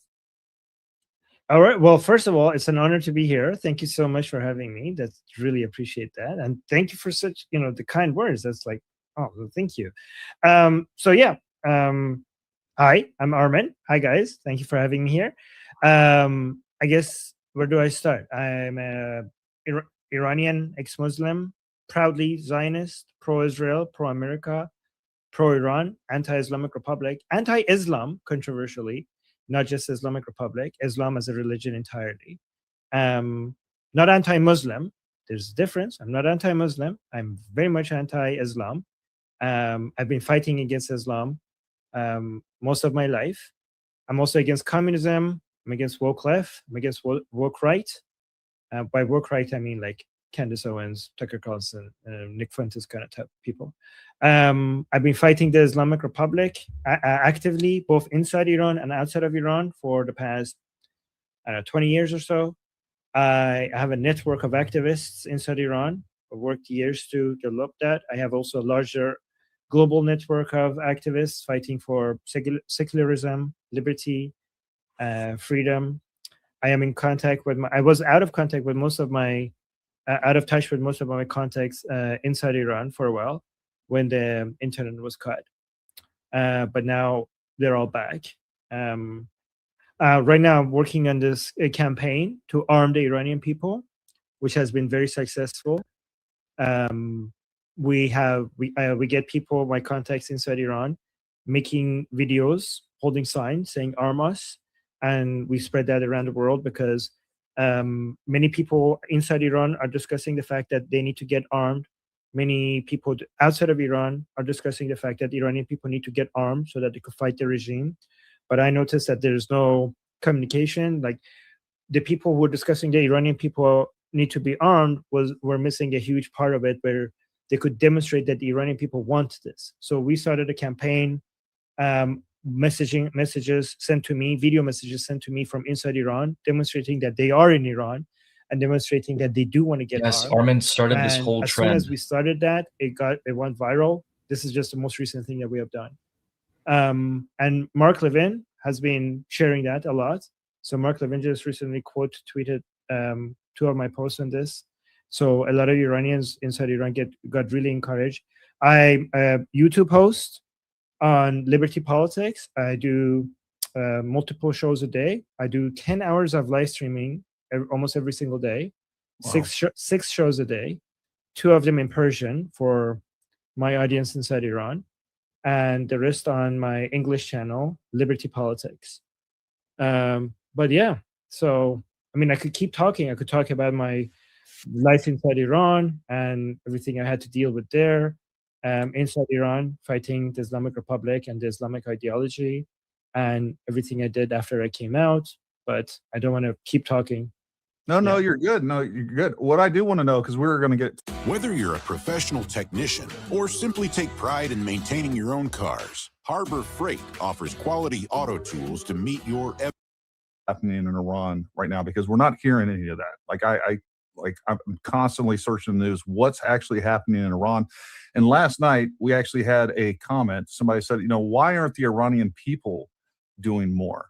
And even like I'm looking at the stuff and I know what they're doing. I know they're out there protesting. I know they're out there resisting. I know that the reports are somewhere around 40,000 people have died fighting to take their country back in Iran. I don't know what those numbers are. I can't wait to kind of hear your take on some of the numbers that have come out of Iran. But more importantly, when did you leave Iran? Like, did you leave with your family? What predicated that? Like, what happened with that? So I left by myself. When I was inside Iran for about a year, I became religious, like Muslim religious. And I grew up in a secular family that kind of were terrified that their own kid is turning into this extra religious Islamic, religious morality police at their home.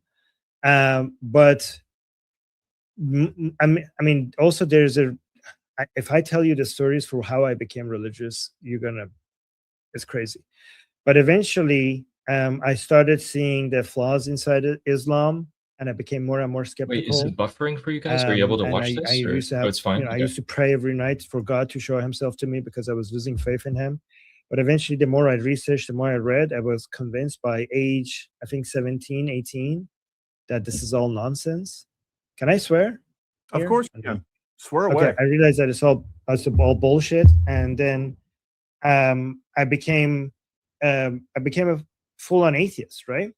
But when I told my parents that I'm an atheist now, their first reaction was like, "Oh, thank God," because that means that like I'm not this like crazy religious maniac at home trying to get them to pray, trying to get them to stop drinking alcohol, trying to get them to fast during Ramadan. So at first they were like happy, but then they realized this is actually very dangerous because just like when I was religious, I couldn't stop talking about Islam. Now that I'm an atheist, I couldn't shut my mouth up about how that Islam is bullshit.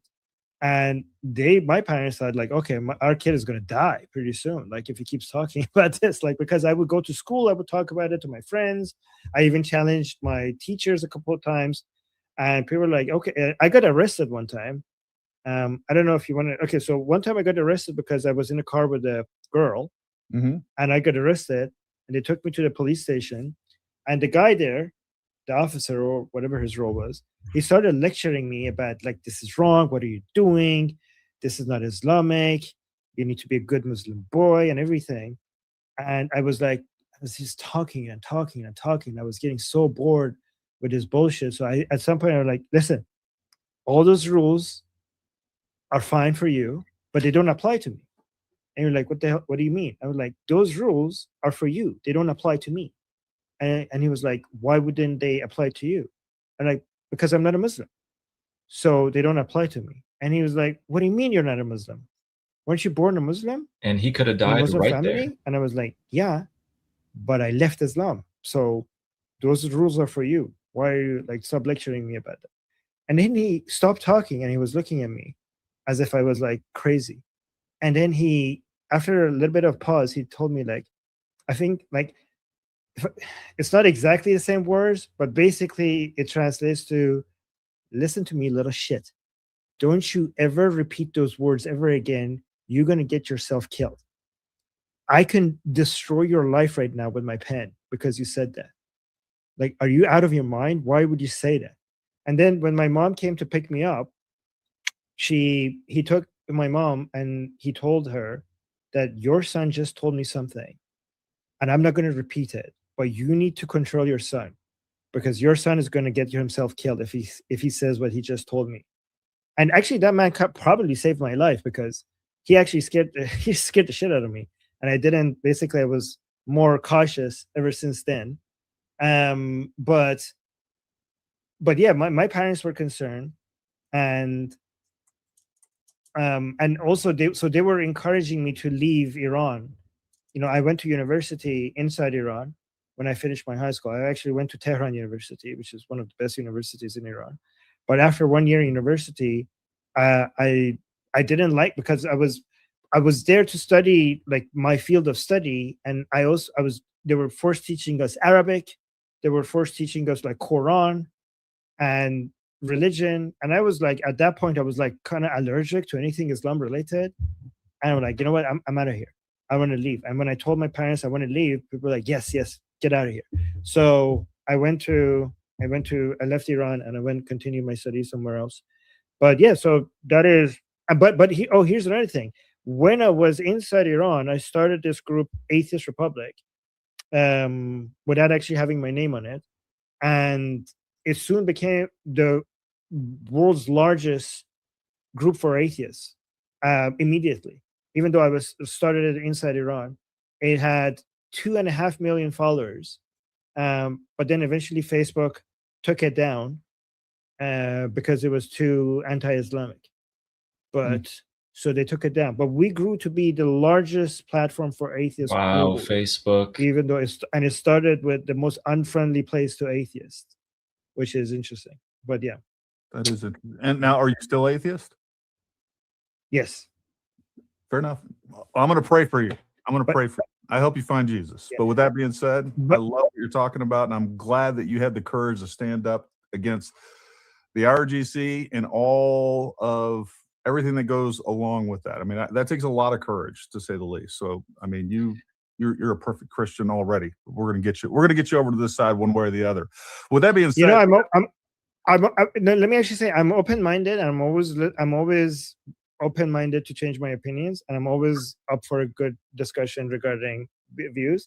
However, I do think that as an atheist, I don't think that I think atheists, Christians, Jews, Hindus need to be united against the main threat to civilization, which is Islam, communism, woke right and woke left. We have disagreements among us Islam. over, I don't know if the answer is Jesus or Judaism or atheism. I think these are friendly disagreements that we could have, and we could have friendly discussions about them and try to convince each other. But I think none of these, even if we disagree, none of these are threats to civilizations, even if you disagree with them.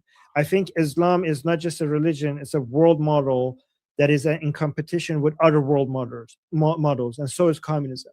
So we should celebrate each other being able to have these conversations and disagreements with each other, but we can only do that if we have a civilization, if we have a framework where we could have a stable environment for us to have these disagreements. And to be able to do so, we have to prioritize fighting these threats to civilization.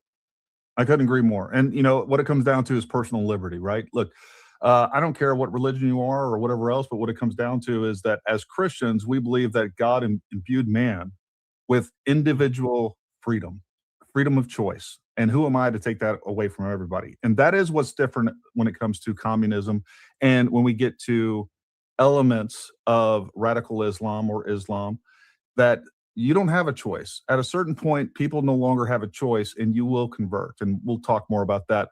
But real quick, I do want to interrupt you, and I want to talk to everybody. Look, Candace Owens just came back, and this does tie into exactly what we're talking about. Candace Owens just came back from Russia. I haven't watched the full episode. I've only watched a few clips, but I do want to share something with you that ties right into this, because the only thing that is more dangerous than a before he shows the new the clips, I mean, so before he shows these clips, we have breaking news. That are convincing you. We have breaking news, ladies and gentlemen. The second round of U.S. attacks are happening now. So as I find more information, we'll bring that up. Let's go back to the stream.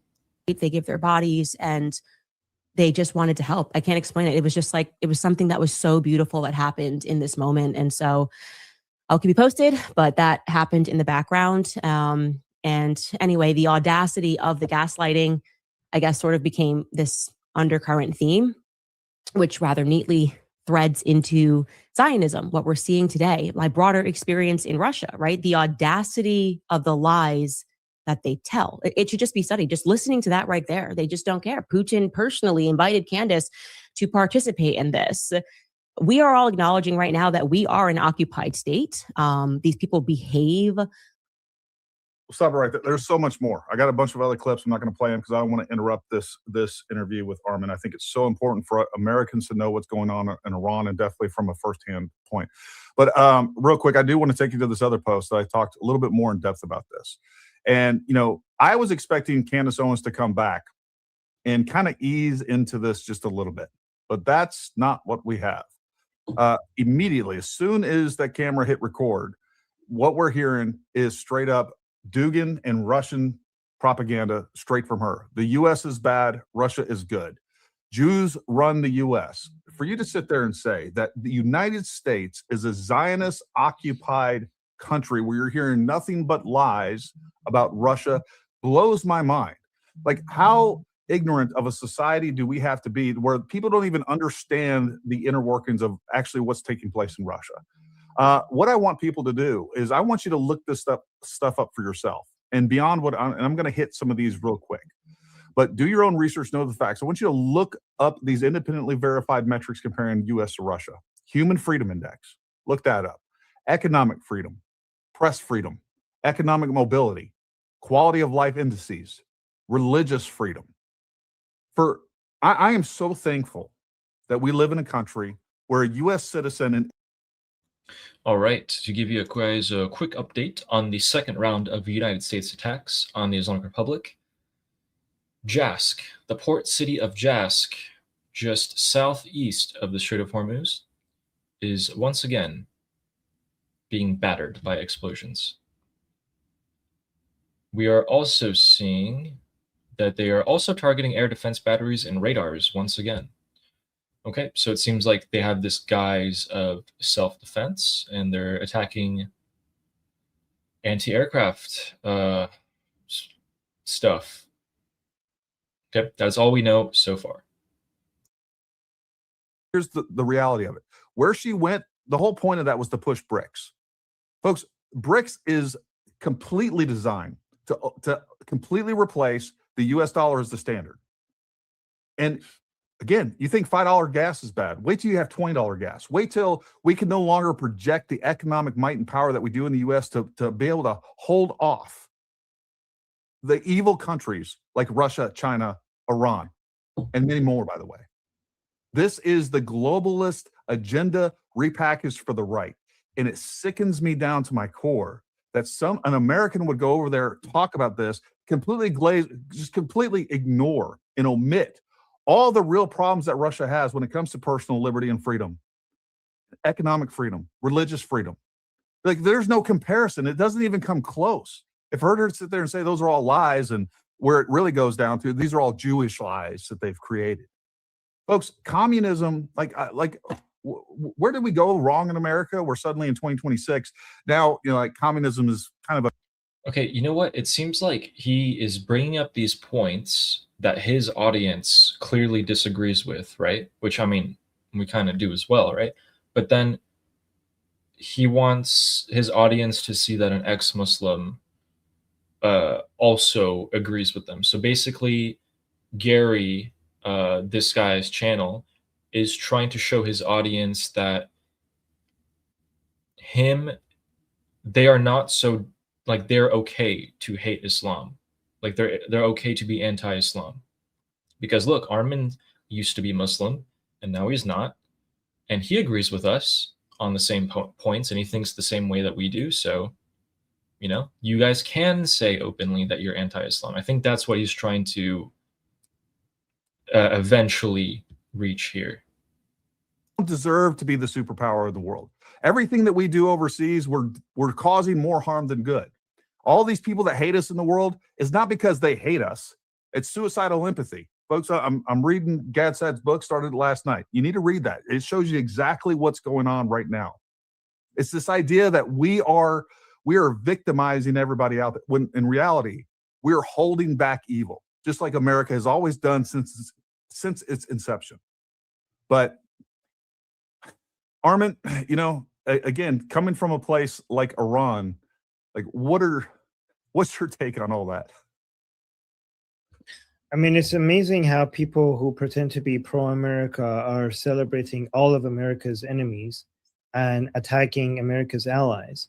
And also, it's interesting because me as an Iranian, I recognize that the world owes a lot to the United States. Everything that we have, like the amount of stability and peace and prosperity that we have right now, is because of the United States economy, its culture, its influence, its fight for liberty, not just in the United States, but globally. But more importantly, because of its giant economy, because of the right methods and the right values that it has, and because of capitalism, and because of it being pro-liberty, has managed to grow its economy to a point where it could afford such a giant military that for the first time in history, that giant military has provided a level of stability globally that every country on earth is benefiting from. I think people don't understand that it's the United States military being present all around the world that makes maritime trade possible to the level that we have right now, which the entire global economy relies on. Every single country on earth would be significantly poorer right now if the United States military wasn't providing this free service to all the countries around the world. I mean, it benefits the United States because the United States economy relies on this global stability, but every other country is not paying for this and is benefiting from this. The whole world would be such a much more of a unstable, horrible, chaotic place. Like for the first time in 10,000 years of civilization, we have reduced violence and war to a level, unprecedented levels. People think that there's more war right now than ever before because they don't study history. We think that there's more war than ever before because it's on the news all the time. But we are living at the most peaceful, stable, prosperous time in history. And it happens because of United States military providing stability that makes trade and progress possible, is because of all the technology and science that comes from the United States that the whole world benefits from. The internet, computer, all of this comes from the United States. And that happens because the United States has the right model that makes its economy grow enough for technology and science to grow to such an extent in the United States. But it's also because of the models the United States has developed works so well that the whole world has adapted it since the Cold War. Like in Western Europe, we had the Age of Enlightenment, and we had basically the classical liberal values, or the Western values being was popularized there. But it wasn't after the French Revolution didn't enforce, like basically adopt those values. It was the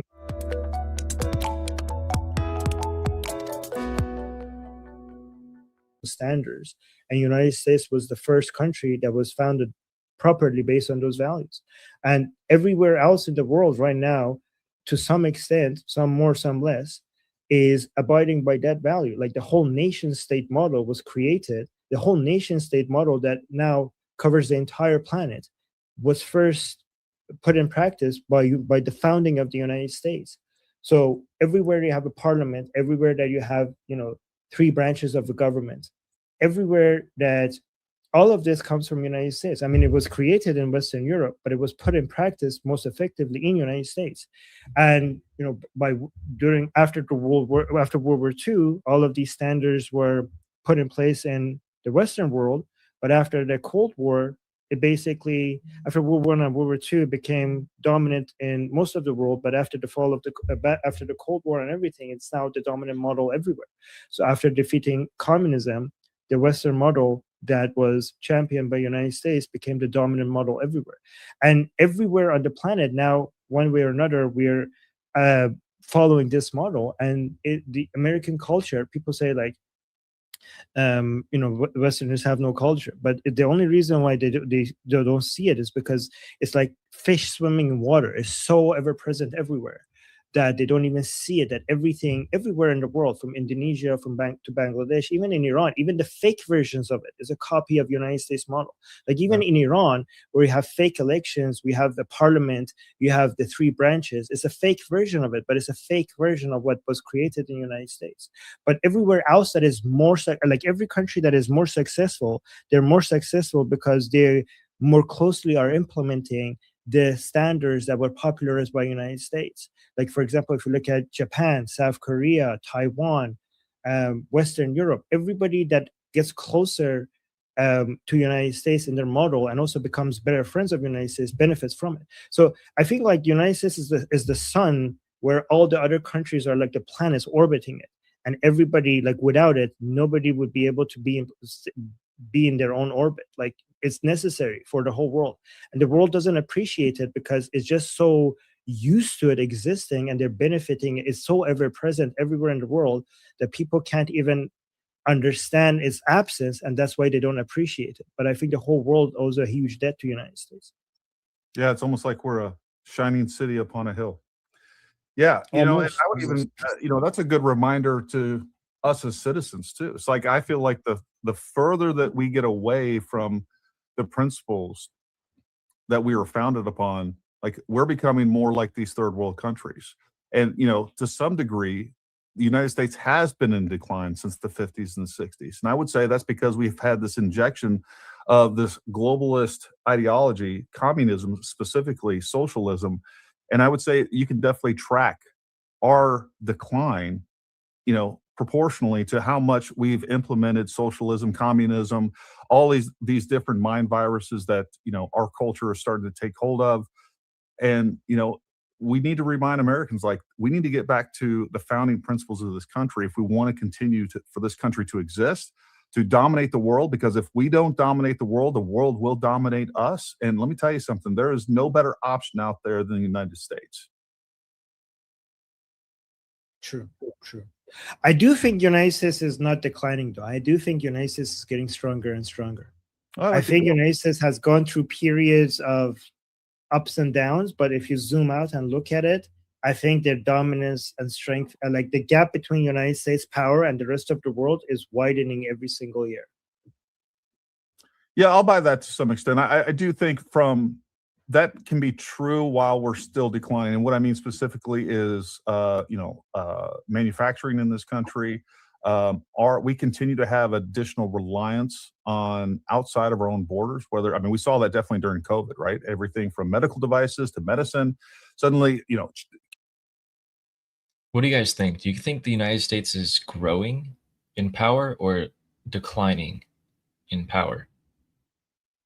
I feel like it's growing, and I think Armin's right. If you zoom out, he's right. For those of you who might have joined in, a couple of you joined late. So the U.S. struck the Islamic Republic. The Islamic Republic started throwing missiles at the Arabs again. Israel still hitting southern Lebanon. Pakistan and Afghanistan started hitting each other. Turkey started hitting Iraq. And right now, America is hitting the IRGC positions again in the Strait of Hormuz. But so they're hitting Kesh Island, the port of Jask, the port of Bandar Abbas. So this is the second wave of attacks that are happening. Literally, as we speak, there are explosions over there on that side of the world. The interesting part is that this isn't verified, but people are saying that some of the missiles from this round of strikes is coming from Bahrain. This might be US bases in Bahrain, but wow, I don't think the Bahrainis will be happy about that one, because that just means that they're going to get targeted by the IRGC here. That's my update. And then you fall and your neck breaks and you die right away. But the Islamic Republic was That's not painful enough. So the Islamic Republic, the way they execute is that they put the noose around your neck, and instead of having something, open under your feet, they lift you up. So you die, you suffocate very slowly. And for some people, sometimes it takes up to 20 minutes. There are reports that some people were experiencing so much pressure when they were dying that they chewed at their own tongue. And they have doctors there that have to come constantly check if you're dead already. But they make it slow on purpose. So that's how they do it. And so every time you hear there's an execution inside Iran, just know that they on purpose made it a slow, very, very painful death. And we right now, by the way, Gary, as we're speaking, we're getting executions all the time. Like every day I'm hearing news, another person got a death sentence, another person got a death sentence. And so per capita, we have the higher number of executions inside Iran. On a total number, Iran is the second highest executions after China. But I think on a per capita, they're not number one in executions. And a lot of them are just for political reasons, for people who are anti-regime or anti-Islam. If you will, give everybody like a clear picture of what the Iranian people are going through right now, how they're resisting, what they're resisting. You mentioned that they were being armed. I'd like to hear more about that, because I think that's the one thing that I wish the president would be more aggressive on. I would love to see Iran just flooded with weapons so that the Iranian people can rise up against the IRGC. So, I mean, I'm not saying they're being armed. We're trying to push for them being armed, right? We don't know if there's plans for that or if something is in place or not. But we are basically asking for the Iranian people to be armed. But before I say that, before I say why we're at this point, I just want to make it clear that if the Iranian people are to be armed, it absolutely needs to be in coordination with Prince Reza Pahlavi. They cannot, it cannot be, because that's the person that the Iranian people consider to be their leader, to be the leader of the revolution. And any form of organization or any form of like arrangement of this using anyone else, like the Kurdish separatist groups or other countries, or any other group of people, it's not going to work. It's going to backfire. It's going to backfire big. And the arming has to be done in a coordinated way, with filtering in place, with training in place. And it's not about just guns. It's also about drones. I think drones are supposed to be, like, we had a lot of success in Lebanon with Ukrainian soldiers training the opposition against Assad again with drone technology.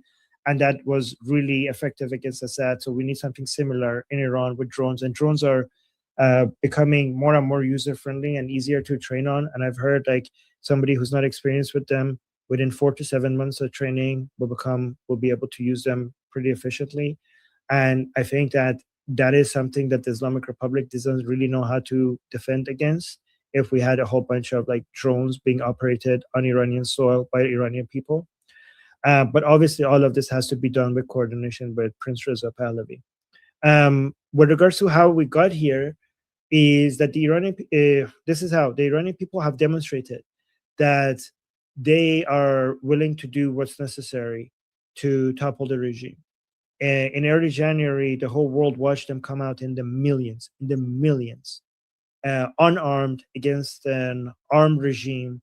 And they paid the highest price imaginable for it. This is the greatest act of massacre in modern history by a state against unarmed people. Haven't seen anything like it. Tens of thousands of Iranians were killed, not in a matter of days, but in a matter of 10 hours, 5 hours on a Thursday and 5 hours on a Friday. A lot of people say 42 hours in 2 days. It wasn't 42,000. They say 42,000 in 2 days. It wasn't 42,000 in 2 days. It was 42,000, if that's the actual number, in 10 hours. 10 hours. So to understand how big of a number that is, the Hamas, if you believe Hamas numbers regarding how many so-called Palestinians died in Gaza, if you just accept that number, we're dealing with a number like 65,000 that died over a year and a half, even if you believe that number. So the Islamic Republic got to 42,000 in 10 hours. That is insane. So, and not only that, just 40 days after that, the Iranian people came out in the streets again, and until they were told by their leader, Prince Reza Pahlavi, and the Americans and Israelis that it's not the time. You guys are going to get crushed. So there was a lot of eagerness to come back and do the next uprising, and they were convinced to go back home because the evaluation by President Trump, Prime Minister Netanyahu, Princess Pahlavi, and Admiral Cooper, leader of CENTCOM, was that this is not the time. You're not you're going to get crushed again. So stay home. It's safer for you to stay home. So this is why the Iranian people are like, it's ridiculous to expect them to do an uprising again, given that we saw that even if the Iranian people come out in the millions, the regime could just rain bullets on them with their machine guns and just kill tens of thousands of them again. I mean, they have demonstrated that they're very, very brave, but they're not stupid. Like, that will not get us anywhere, right? Yeah. So given that the Iranian people have shown already their bravery and their determination and their eagerness to topple the regime, I think the next step is for the world realize that they can't do this unarmed. And again, by the way, just remember that what the Iranian people need is not like troops on the, like, we don't want a ground invasion like Iraq, like what happened in 20 years ago in Iraq. Like, no troops on the ground, nothing like that. We already have troops. We already have boots on the ground. The boots on the ground is the Iranian people. They're already willing to fight. They already are ready to do what's necessary to free their country. All they need is just the weapons to be able to do so. And also, just so for Americans to understand, that scientific polls shows that after Iran, the most popular, what do you think, Gary? What do you think? So what is the number one popular country among Iranians after Iran? I mean, it's got to be the U.S. It's the United States, right? And then Israel. So it's the number one country after Iran for Iranian is the United States. So what do you think is going to happen with a country that is this U.S. friendly? The people are this U.S. friendly. What do you think is going to happen when they topple the regime? Like, what are the consequences to the United States for a nation like that to be able to choose their own leaders and have a state that actually reflects the Iranian people? Yeah, I mean, I would love to see us have a strong ally with Iran as another ally in the Middle East. And on top of that, not only do I think if we get rid of the IRGC, which I think is critical, like, you're going to hear Gary talk very critically of President Trump if we do not get rid of the IRGC. I think we have an opportunity to do this that will bring stability and peace in the Middle East like we've never seen before. Yeah, and it will save the Americans so much money and lives. A lot of Americans should remember that the Islamic regime in Iran has killed more Americans than any other currently existing state in the world, right? So that should make them your number one enemy. Also, a lot of people are worried about the costs associated with military operations. First of all, if you arm the Iranian people, that would cost very little, because you're not actually it wouldn't be American soldiers that would be doing the job. It would be Iranian people. So that would save the Americans a lot of money. But also the strategy of containment of the Islamic Republic every single year for the past 47 years cost the American taxpayer so much, much, much more than the cost of toppling the regime.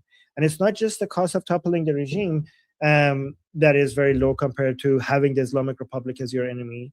It's also all the financial benefits for having Iran as an ally, because Iran will become a contributing factor to fighting America's enemies in the Middle East in the same way that Israel is fighting America's enemies in the Middle East. In fact, I think Iran and Israel will become very, very strong allies. Iran and Israel have ancient bonds. They have the same values. Iranian people and the Israeli people share the same enemy, and the Iranian people love Israel. They love United States and they also love Israel. And like the ancient bond that of the Iranian people and Israeli people, no two other nations share this deep of a bond. I mean, it's biblical. Their bonds are biblical. Like that's how ancient and old it is, right? And I think that if once Iran is free, both Israel, I mean, imagine having another country like Israel being an ally of the United States in the Middle East, killing America's enemies in the Middle East. The amount of resources that will free up from the US military, the United States will be saving trillions, and I'm not exaggerating, trillions of dollars in military spent once the Middle East is freed up from the Islamic Republic terrorism. Just think about all the oil and gas that is coming out of Iran that the Islamic Republic is using to fund terrorism. Not only that terrorist ATM would be cut, not only the terrorists would stop being able to use my country as their own personal ATM, all of that oil and gas revenue will now go. It wouldn't just be cut from terrorists, will now be spent on Iran's military to go hunt down terrorists. He's absolutely correct. Here's one thing that people need to recognize. When the Iranian people get rid of the Islamic Republic, they're not done hunting down Islamic terrorists, right? Because the Iranian people are not going to forget the 47 years of the crimes that the Islamic Republic has done to us. So many of these people are going to go run away, and we're going to go hunt them down wherever they're going. Like just like the Jews, once they founded Israel, they didn't stop. They went Nazi hunting all around the world, wherever these people are. And the Iranian people are going to do the same thing. And it's not just going to be the IRGC. We're not going to also just going to hunt IRGC wherever they're hiding. We're going to go after Hashd al-Shabi in Iraq, Zainabi in Pakistan, Fatimiyun in Afghanistan, and Hezbollah in Lebanon, and Hamas in Gaza, because all of these people were responsible for coming into Iran and killing my people. So we're going to go to wherever they are, and we're going to help Israel. We used to work with Israel before the Islamic Revolution. I don't know if a lot of people know this, but Savak, which was Iran's intelligence agency, was trained by the Mossad. So our Artesh, which is the Iran's military, is going to be working with the IDF, and our intelligence operations, which is Savak, is going to be working with Mossad, and we're going to go hunting. So all that oil and gas revenue is going to be used to spend on intelligence operations and military operations to go kill not just Iran's enemies, not just Israel's enemies, but the Iran's and Israel's enemies happen to also be America's enemies. And Americans will also don't have to spend all that money and all of those lives on hunting these people down. They could just rely on Iran and Israel to do that in the Middle East and bring stability and peace to the Middle East. And that will free up so much of United States military to focus on maybe the Pacific or their own hemisphere. So that's going to be trillions and trillions of dollars in saving if you add that up. Yeah, not only that, all the different economic opportunities that we would have if we were, trade partners, economic partners as well. Think about when Iran is free. Armin's absolutely right. Terrorism, as we know it in the Middle East, is going to diminish and start disappearing. Why? Because of us. We're going to take them all out. Not because we're doing anyone a favor, okay? One, we want revenge. Two, it's safer for us, Iranians, if those guys are taken out of the equation. All the terror groups that Armin just mentioned, it's completely to the benefit of Iran to have them gone. Not only that, guys, decades of sanctions, those are gone. You can trade with whoever you want to trade now. And remember where Iran sits on the map. It sits in between 3 continents, basically, between 2 bodies of water, in one of the most strategic locations in the world. They're not funding all these terrorist organizations. I mean, terrorism around the world is pretty much going to shrivel to nothing. And then whatever's left, just like you said, Iran can handle, the United States can handle, Israel can handle, but we're going to have stability in the Middle East. And we'll see if anything fills that vacuum. But I just can't, I can't imagine how, the number one state sponsor of terror is Iran. And it's 80% of it, a large portion of that, especially in the Middle East.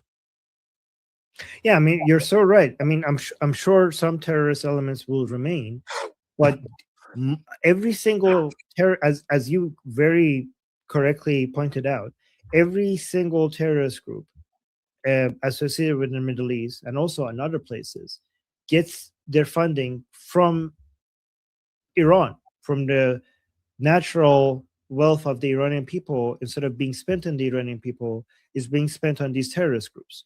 So even if these terrorist groups still, some of them still remain after the fall of the Islamic Republic, I mean, they're losing their most important source of funding, which is the oil and gas of Iran.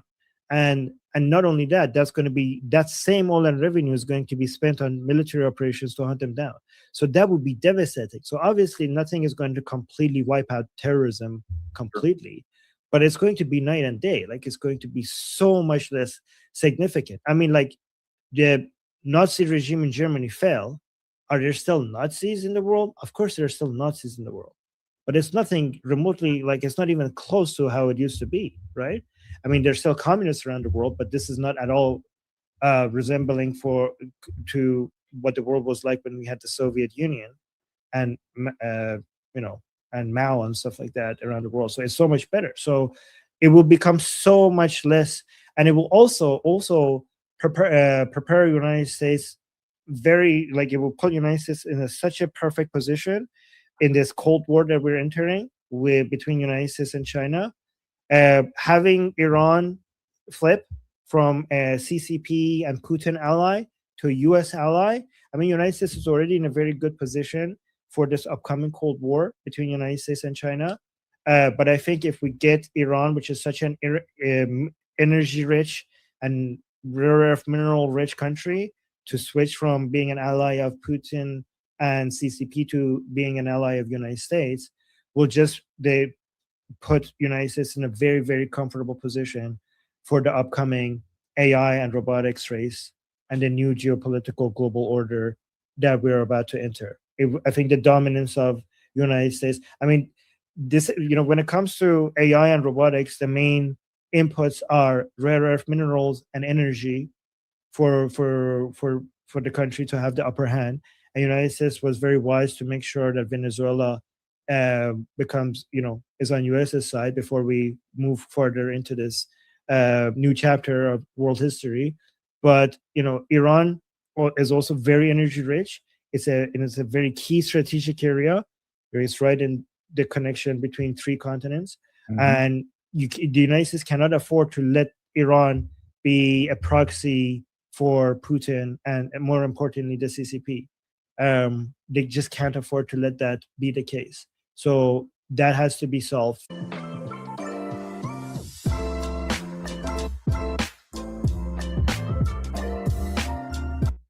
Highlighted several things there too.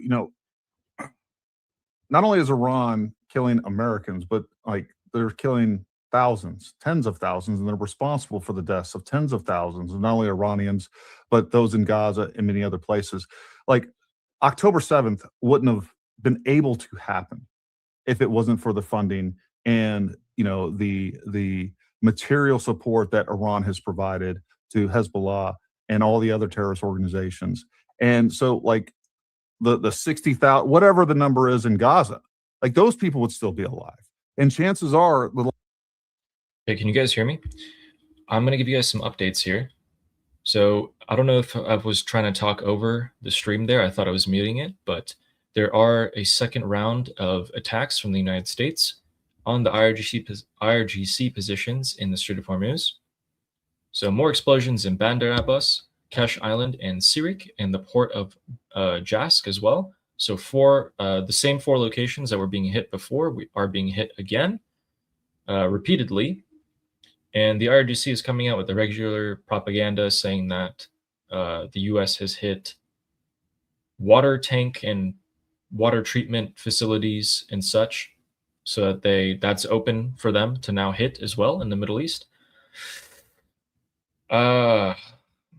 We might see some retaliation here from the IRGC again towards the Arab countries.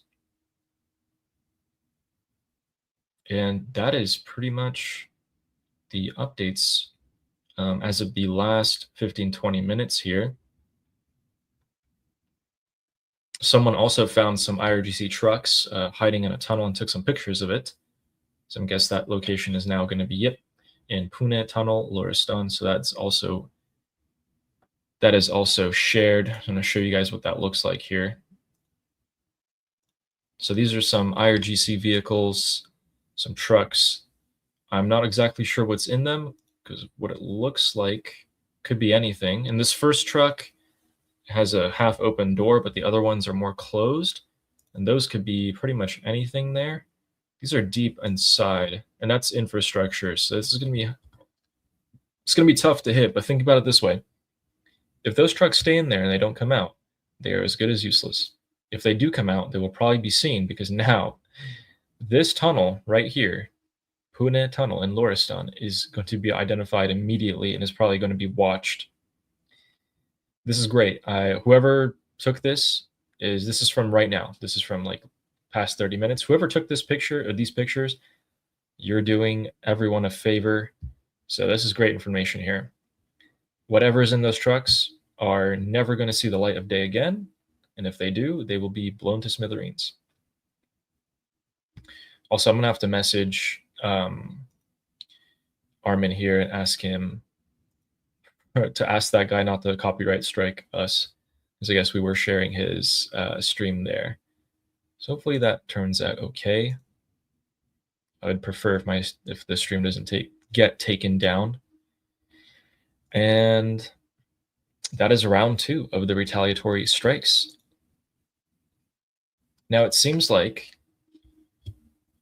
here's what's the IRGC are claiming that Israel had a part in these strikes, but it turns out that the part that Israel played was that the refueling tanker that the United States Air Force and Navy used tonight to conduct these strikes was taken off from Ben Gurion Airport in Israel. So the IRGC is saying, hey, that's Israeli help, which is the same thing that they've been saying for all of the Persian Gulf Arab countries. You guys have U.S. bases in your countries. We're going to hit you no matter what. I don't care what you say. And they did tonight. But it seems like they were only using drones, so they were all intercepted. The drones fly really slow. It's easy to intercept them, which is why usually this is the type of attack that you carry out. You launch the ballistic missiles first. They are much, much faster. And then after the enemy already has a tough time intercepting the ballistic missiles, or if they already got hit and they know that you're attacking, then you send the drones in. Is the interviews background okay for YouTube? The interviews background? I'm not sure. I'm going to stop sharing it completely. But look, here's my 2 cents on tonight. Tonight seemed to be just more of obviously this wasn't an all-out strike. In fact, it was more of hey, we'll kind of signal to you guys that we're about to hit you. Both sides are telling each other that they're about to strike. Because who announces that they're going to hit first, then hit? It's usually the other way around. Quite frankly, a little disappointing if the IRGC fires a missile at an Apache helicopter and the pilots just happen not to die. Doesn't mean it's like what Armin was saying the other day. It's as if I stand in front of you and I take a swing to punch you in the face and I miss. Well, I still swung at your face. So, yeah. Yeah, we'll see. We'll see.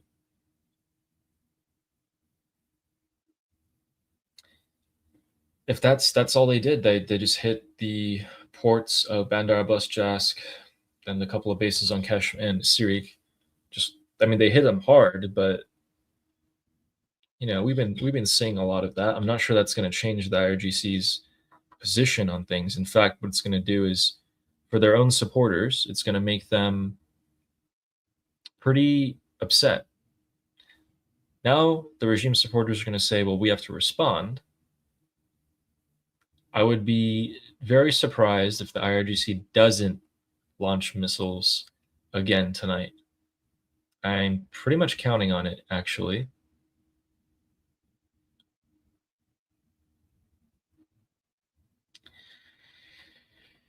All right. I sent in a super chat over there. Pushups is saying, I sent in a super chat over there on Armin's interview saying, will free Iran have terrorist huntings? Okay, that's some hardcore stuff. No, we're gonna have our brave soldiers do it. You know what that reminds me of? That reminds me of where was it? Kosovo or the Balkans War that happened there. Yeah, Sarah, I don't know if I'm gonna go to the gym today because I usually go at this time. I'm kind of conditioned to go at this time because usually you would end work at this time and you just go to the gym right afterwards. But here's the thing: the IRGC is probably gonna start launching missiles again, and that might have retaliation from either the Arabs or the US or Israel. And yeah, we'll just keep going in a circle. It's kind of been going in a circle for 2 weeks here. But look, the original thing that we meant to discuss today, and we'll discuss it again tomorrow, unless there's, crazy stuff happening. But President Trump said that complete victory will be achieved in 2 weeks. He said that yesterday in a tele-rally. What is going to happen in 2 weeks? Within 2 weeks? I get it. Things can happen super fast, right? Super fast in a matter of days. But what is Trump considering to be complete victory? Who in the Islamic Republic can give him this complete victory? And what is that going to mean for the Iranian people exactly? So we'll discuss that tomorrow. And I'm going to check on. Okay, so their interview's still going, but I think I got the gist of their interview. Basically, they've been saying a lot of the things that we've been saying, and so Amir was asking us what I think about this and if I have any criticism. Yeah, I don't think the U.S. is declining. I think it's increasing its power, definitely. A lot of countries around the world have actually decreased their power. But we're in a period of change right now. So, yeah. Trying to see if I missed anything here. No, I think that's pretty much it.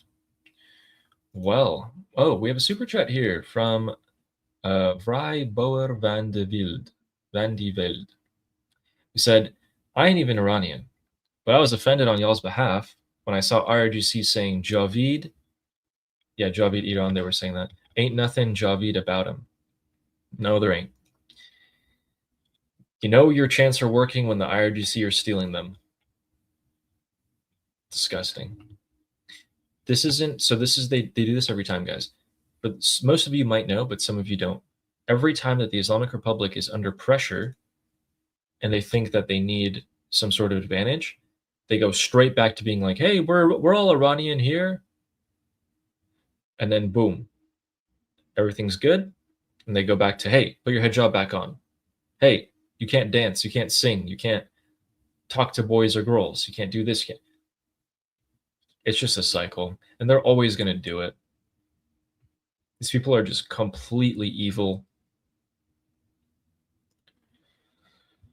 All right, we're going to check this latest bit of news.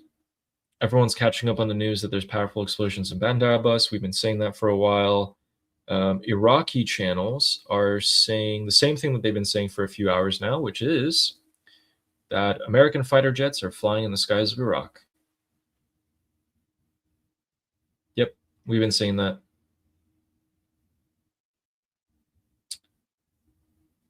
All right, there was the United States' defense, self-defense strikes tonight. We got 2 rounds of them so far.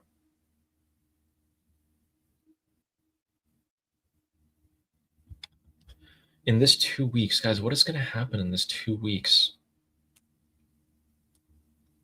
Because it's a pretty bold thing to come out in a tele-rally and say we will achieve complete victory in 2 weeks. Well, first of all, you've been saying timeline stuff for a deal 38 times exactly. And, that timeline has been moved from when you usually say, but you haven't said complete victory in 2 weeks before. Man, we'll have to see about this. Keep an eye out to see if the rumors about the United Arab Emirates giving $3 billion to the IRGC is true or not. I'm going to be checking on that. While $3 billion is technically only 6 days worth of money for the regime, in terms of how they lose $500 million a day, that is still not the direction that we want to be moving in at all.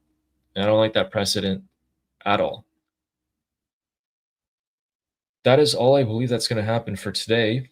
We're probably going to see some more missile launches from the IRGC to Kuwait and Bahrain. Other than that, that is pretty much it. We might see another late night live stream like we did a couple nights ago. But other than that, I wish you guys the best.